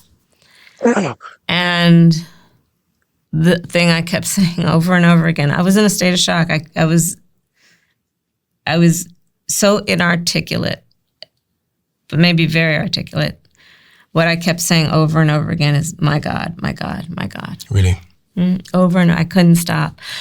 I haven't. I could see her having like just a complete meltdown, crying, screaming, probably cussing. I could see that. Felt that emotion, anything similar to the emotion I felt that day and for quite some time, other than the grief I felt when my mother died. I knew what was going to happen to our country. I knew the harm that was going to happen to people. Okay. Now we're getting into some bullshit.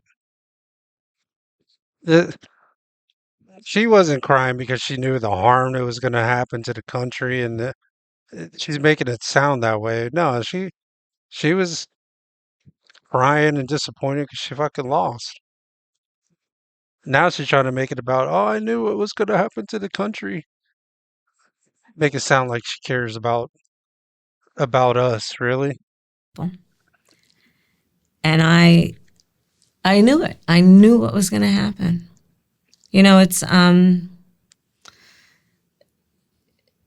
not about winning versus losing. I knew the consequence of the outcome of that election. And that pained me so. Consequence of that election was that she wasn't going to get president so that she could ride out those 4 years and then she'd have a nice retirement for the rest of her life. Because I think the president, they make 400,000 a year, and after they only have to serve one 4 year term. They can go for two if they want, but then they get $40,000 a month for the rest of their life after that. So that's the only thing she was. That's the only thing she was worried about. She wasn't worried about the country, really. I can still Knew see it the was gonna pain happen. in your face. Oh, it's awful. It's awful. Yeah, she's like, it's awful. That was my retirement. It was my retirement. You look at what's happening. It's awful. Right now, the man is building a ballroom for a bunch of his rich friends, while millions and Okay. No, that's not really the case. Yeah, they're building a new ballroom, but none of that money is taxpayer money. It's all being funded by his own money, and I think there was a couple like donors that were, I don't know, they're, I think companies, big companies, but none of it's taxpayer money. It's all being privately funded. So I don't see where the issue with that would be. millions of people are about to lose their health coverage in terms of being able to afford premiums for their health care. You look at the weaponization of the Department of Justice against political enemies. That is no, they're the ones that started that. They're the ones that were James Comey, Clapper, John Brennan. They're the ones who were trying to use the FBI, CIA to destroy Trump when he didn't even have it. There was nothing wrong. Trust me, they fine tooth combed him. If they could have found anything on him, they would have. They couldn't find shit on him.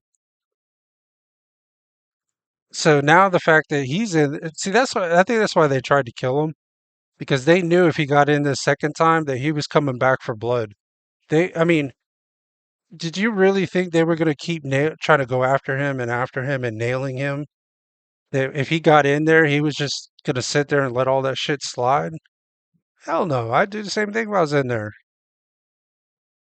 Payback's a bitch, y'all. How titans of industry are so afraid that the capitulation that we're seeing across the board, whether it be universities, law firms, media companies, what's happening around gutting the Department of Education, lunch programs for low-income children, IEPs, individual education placement for special needs kids. Recently, I'm hearing the stories from mothers in particular whose children have special needs and they can't get an IEP. These are babies, the children who are most in need, their parents who are struggling. If you know a parent who has a special needs child, what that means to their life emotionally, physically, financially, and we're not even giving them assistance. I love this Oscar award, this Oscar performance she's trying to put on for us, but I'm not really buying it. With their educational program for their children. Meanwhile, you're building a gilded ballroom. So the harm is extraordinary. Sounds like she's just jealous because she ain't got the money to build it. He's using his own money. I mean, what the hell? He's using his own money. Those working people, the tariffs, what this is meaning for people. He made a promise that on day one he was going to bring down prices. And prices are higher for groceries, inflation is higher, unemployment is higher. And by the way, Stephen, it must be said, the failure of the Democratic Party will be, going forward, to overlook the fact that it is bigger than this one guy. It is not just about this one person who occupies the Oval Office. We are witnessing what is the swift implementation, a high-velocity event that is the swift implementation of a plan that has been decades in the making. The strategy for dealing with this moment has to include having some historical perspective on how we got here. That Project 2025 didn't just fall out of the sky. The idea of going after public education, that's not new. The Federalist Society, the Heritage Foundation, what the gerrymandering of districts, Really? These are the same people that were tearing down statues of Robert E. Lee, Civil War statues, trying to erase history, and now all of a sudden we want to remember it again? Talk about some hypocritical bullshit, man. the packing the court, this stuff, this is about an agenda that is not going to begin and end with one person. And It's an agenda on both sides, yo.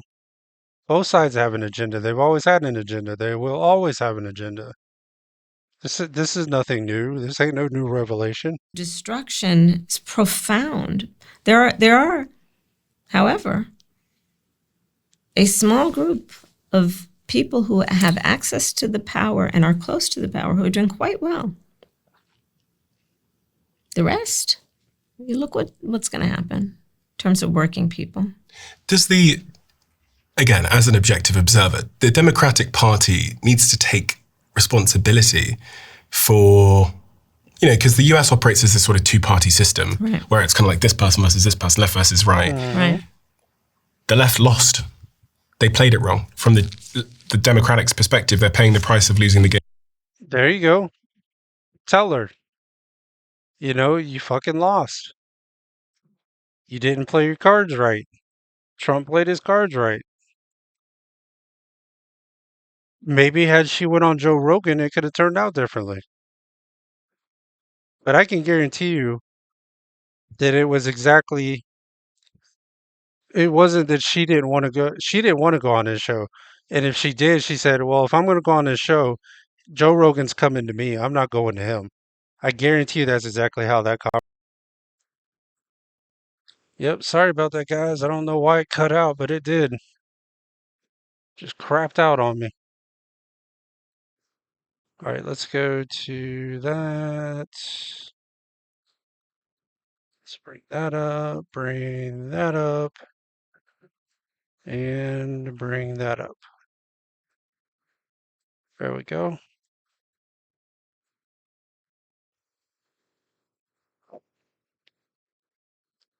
All right, we're back at it. Sorry about that, guys. I don't know what the hell happened.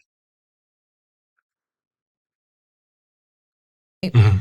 Why I offered for small businesses that they would get a $50,000 tax credit because nobody can, for startup small businesses, because nobody can start up a small business on a $5,000 tax credit, right? So Do you think No. the left is somewhat seen as the enemy of entrepreneurship?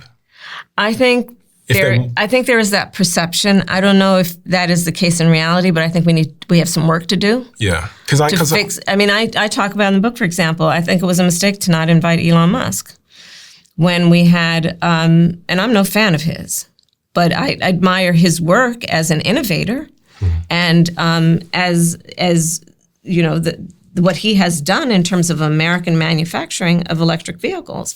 We should have had him at the White House when we had all the other American electric vehicle manufacturers, right? I think this is part of the problem. When I read that, I was really happy to read that because you can disagree with someone in part, but still have the nuance You have to be able to. to acknowledge this part's good. But if you just shut them out because of one thing, then you really drive division.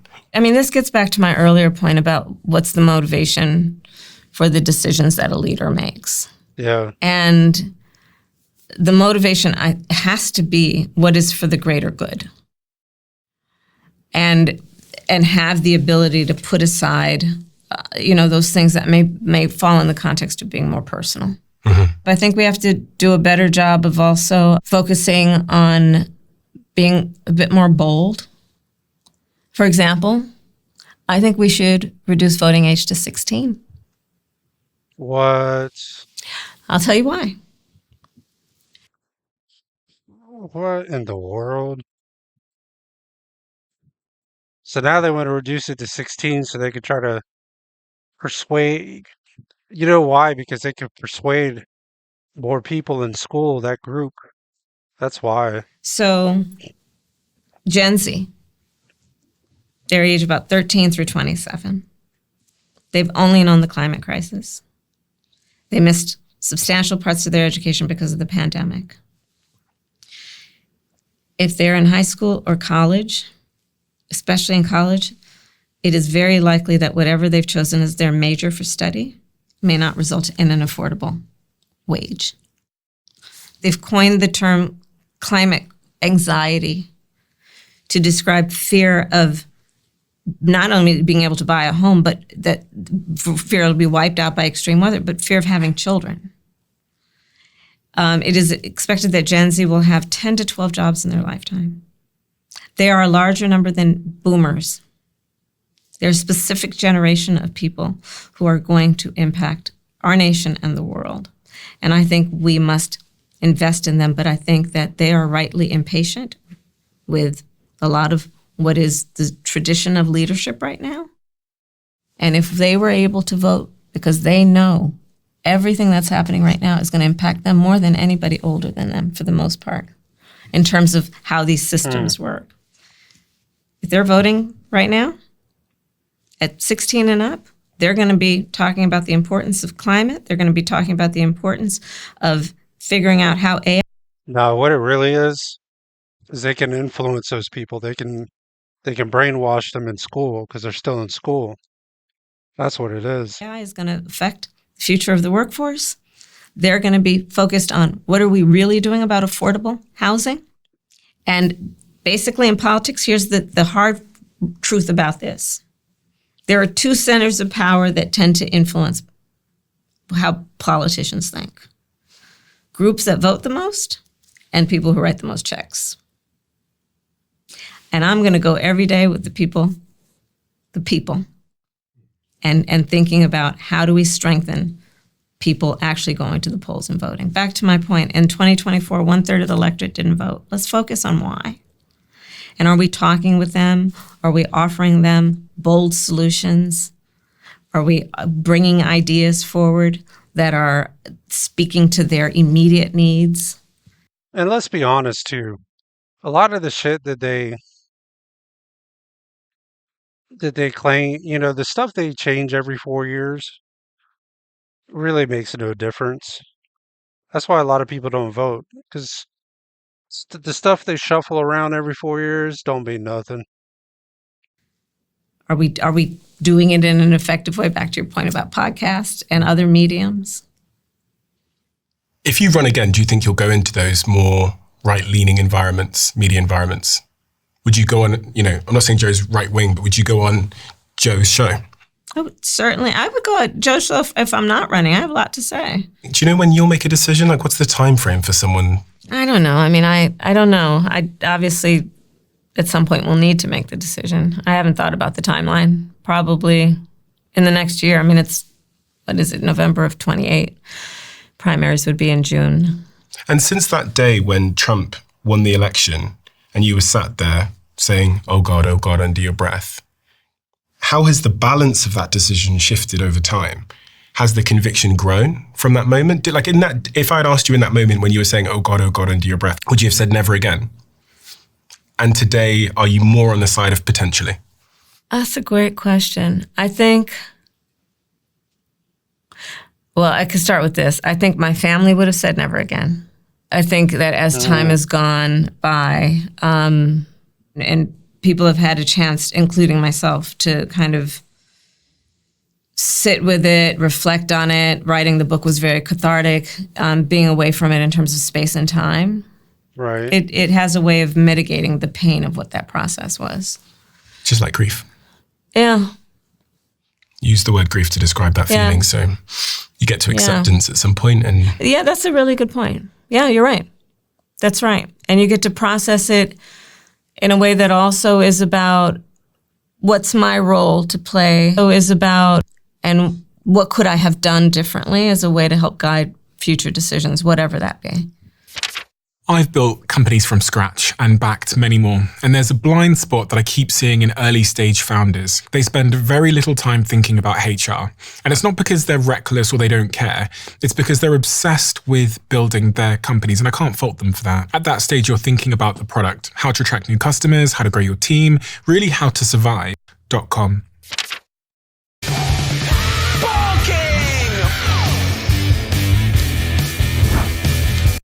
Right, guys, gonna go get Steve. The guest is. Notice that in yourself, and if you think that's important. Right. Like, am I just like, fuck it?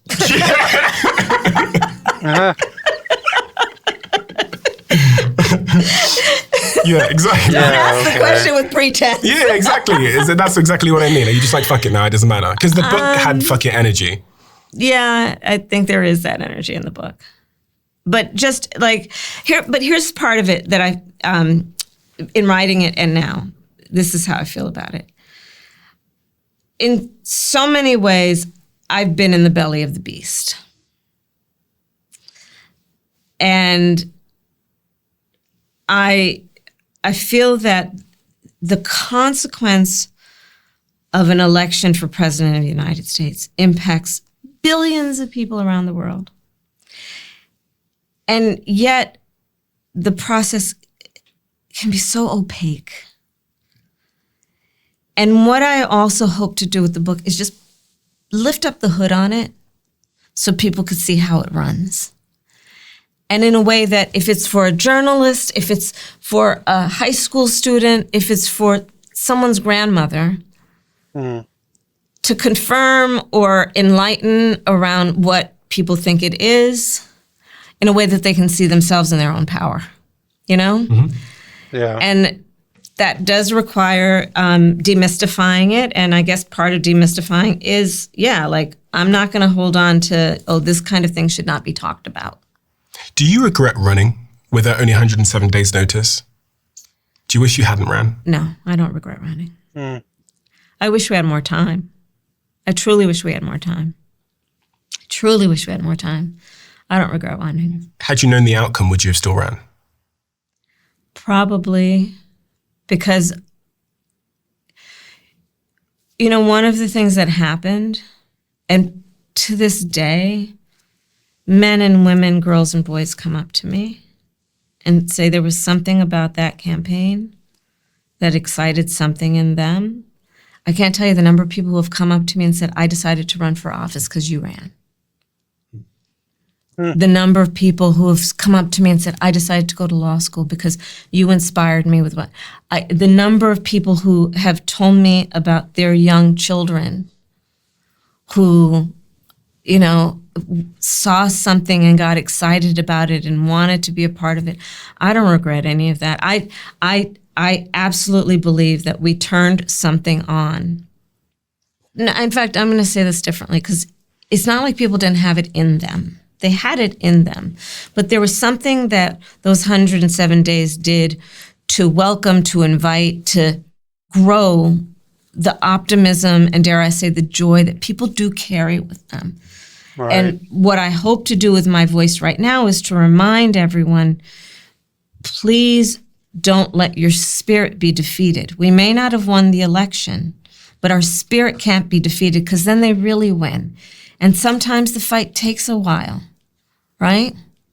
So I don't regret having run in spite of the outcome. But I do regret that we did not have more time. I mean, you've got more time now. I have time to do a podcast. Time to run for president as well, potentially. Well, I've got two pictures here, which I thought are beautifully sweet. I'll show you both of them, but these two pictures here of Doug and my Dougie. Yeah. How, if I was in a situation where the election results had come in and I had that call from my team saying that there's 200,000 votes we can't find, I think I'd probably be turning to my partner in those moments. Oh, I definitely did. Talk to me about that. What role did he play? I mean, he is, it sounds so corny, but he truly is my rock. He is, my husband is just fully self-actualized. He's not pretending to be anything he's not. He is a strong man who cares about his family, cares about hard work. He is loyal. He has a sense of humor. He's very encouraging. He's very honest. And, I want that for anyone and everyone. I know you talk with a lot of people and, about advice, about career and all of that. For any of us, what I want for anyone who has ambition for success, have in your life, and it doesn't have to be a lot of people, but that circle of people who have some understanding of what you're going through and are there when you want to laugh at the thing you're not supposed to laugh about. Loyalty is a hard thing to find anymore, y'all. I mean, for real. Loyalty is rare as shit these days. It is hard to find. That's just the truth. You want to use the words you don't use wherever you pray. The people who, I talk about, if you slip and fall, they'll laugh at you and then pick you up and push you back out there. None of us has achieved success without those people in our lives. And it might be your spouse, it might be your partner, it might be a family member. It could be anybody. But be intentional about having those people in your life because, look, this is life. They're, it's so cliche. They're going to be the ups. They're going to be the downs. It's the beauty of living that, it involves the whole spectrum. But when you have people that can be with you on your journey, it just makes it better. Do you remember what he said to you that night? Well, he was in as much of a state of shock as I was. I have to admit, we were not very articulate that night. How long did that last? Well, not until I started writing the book and getting to the chapter on election night. Do you know that was the first time Doug and I talked about election night? Really? How many weeks, months was that? Months. We had never talked about election night. Never talked about election night. It was when I was writing the book, that's when he told me something I had no idea, which is he and my brother-in-law had been campaigning on election day in Michigan. It all felt good. I remember talking to him and he said, it feels good out here. Everybody's saying it feels good. Then on their way back to DC, Mm. They got a call from a friend of ours who was a Democrat, who was a pundit on Fox News. And he was in their He was probably lying to her. Probably wasn't good on the ground, but he was probably saying that just to keep her hopes high. boiler room, their war room. And he calls Doug and my brother-in-law, Tony, to say, what are you guys hearing? Because what I'm hearing concerns me. I didn't know that happened. All I knew was Doug went campaigning with Tony. I was campaigning. Everybody was campaigning. I had a house full of family. When he came back to the house, I knew something was like a little off in retrospect. What I didn't know is he had that information. And he had gone up the stairs to take a shower and pray.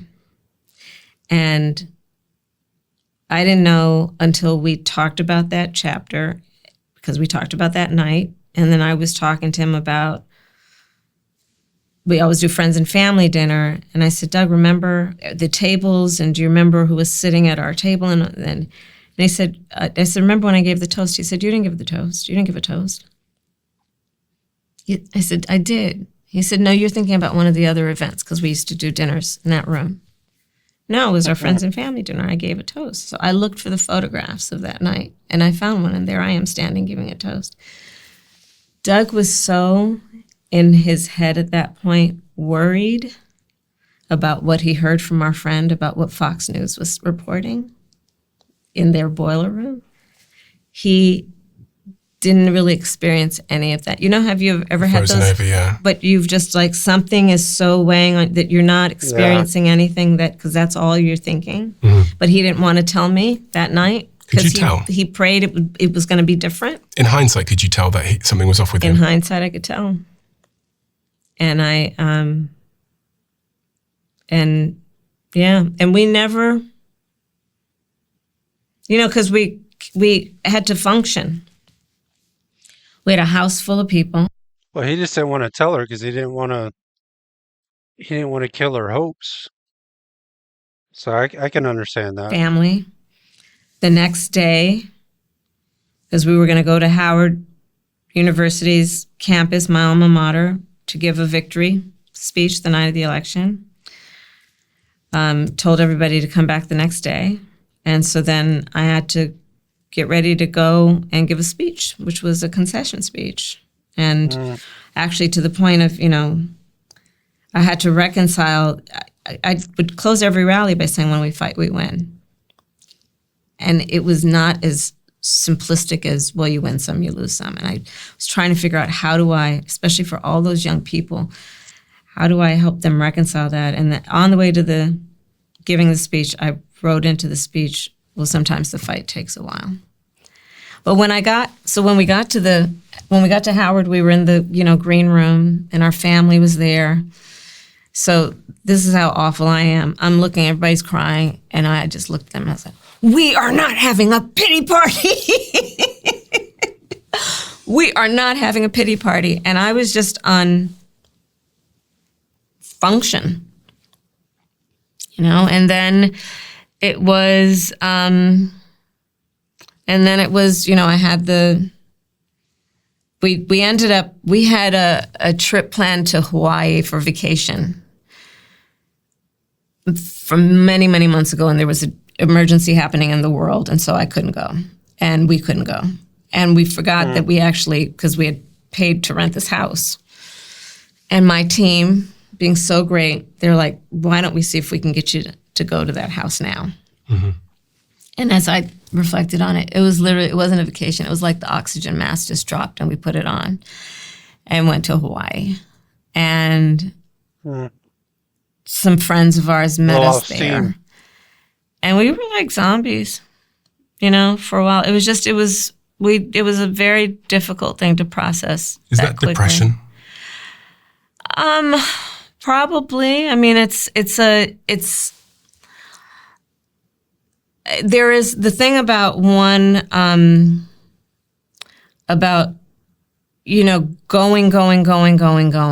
and then all of a sudden, so there is that, which is just your body is physically used to this thing that all of a sudden stops. And I've had that happen every time I've run. Yeah, I'll be just a few minutes.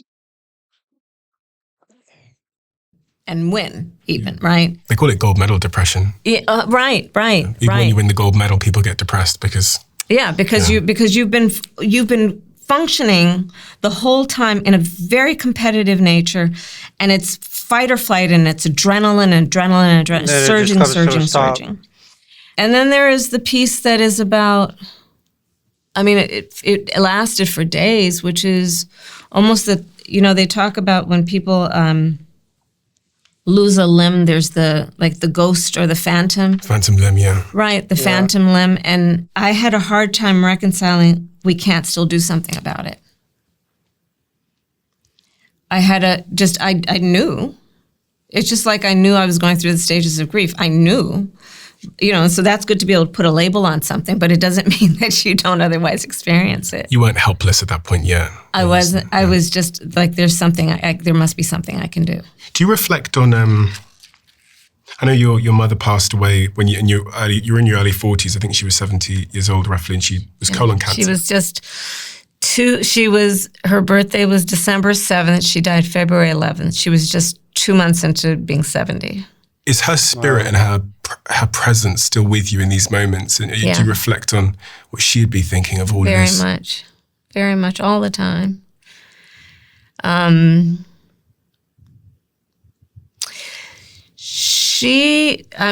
can't. It's funny. I've talked to a couple of people who have lost their parents who've lost them recently, but whose parents had a similar nature to my mother. And one of them said to me most recently, she said, "I'm so glad my father is not alive to see this because it would kill him." Yeah. I was just talking to somebody recently who just said that. My mother would be... it would be a great distraction for me if my mother were alive right now, because I'd have to spend full time talking her down. It would be... when I talked about that safe space. Mm-hmm. So early on when I was running for DA, this is when I realized I need to have that core group of that safe space. And I thought my mother would be a perfect person to be in it. And I realized that was a huge mistake on my part, because my mother wanted to kill everybody. Mm-hmm. And then I'd have to spend full time talking her down instead of dealing with how I needed to address a situation. That's crazy. So that's my mother's nature. We used to call her Mommy. That's Mommy's nature. But she'd be so proud. Oh, she would be proud. She'd be very proud. She, oh my God. So she passed just before my election as Attorney General. And I took care of her when she was sick. And we were, this was one of those days, and there were weeks where she needed to be in the hospital. And so I was with her in the hospital. She's in the bed, and I was in the chair sitting next to her. And so I'm here and she's here, and she was just kind of resting. And she said to me, "How's the campaign going?" And I'm sitting here. I said, "Well, Mommy," and this is truth. I said, "Well, Mommy, they said they're going to kick my ass." My mother turned over and looked at me and smiled. Swear to God. She didn't say anything. She Swear smiled. to God. Yeah, let them try. Uh-huh. That was my mother. Yeah. You miss her? Oh, all the time. Yeah. All the time. But it's here's the thing about life. One of the things that I've learned. It's just like having the things that can be, it's the duality. The things that can be a great blessing and have a huge impact, when it's not there, it feels like a huge loss. Yeah. It's like you asked earlier, would you have done it differently then? Would we ever say, because we've experienced the loss of someone we love, that we would not have loved? Never. Right? Never. Yeah. Thank you so much. Thank you. We do have a closing tradition, but I think we're out of time. I'm going to ask you anyway, fuck it. Okay, tell me. The closing tradition is the last guest leaves a question for the next guest, not knowing who they're leaving it for. And the Okay. question left for you is, if there was a moment in the last 10 years you would do differently, what would it be and why? Oh. I mean, this is quite... Wasn't that the whole interview? Read my book. Okay, we'll leave it at that.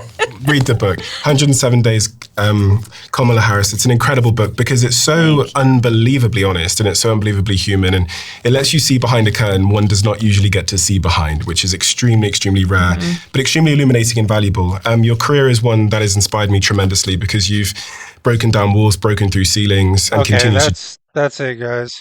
So yeah, man. I mean, I don't know, dude. If she runs again, I don't know. I just don't fucking know, dude. If she runs again, I think she's gonna get crushed. But hey, if she runs, she runs. I don't know. I just don't think she's gonna win though. I think she's gonna be heartbroken again. But anyway, guys, I appreciate you guys tuning in with me tonight. Sorry we had that little hiccup where my freaking streaming software. I mean, it just crashed. I don't know what happened. But I appreciate you guys tuning in with me tonight. I will try to be back here tomorrow between 5 and 9 Eastern time. But I will see you guys tomorrow. Appreciate y'all tuning in with me tonight. Take care, y'all.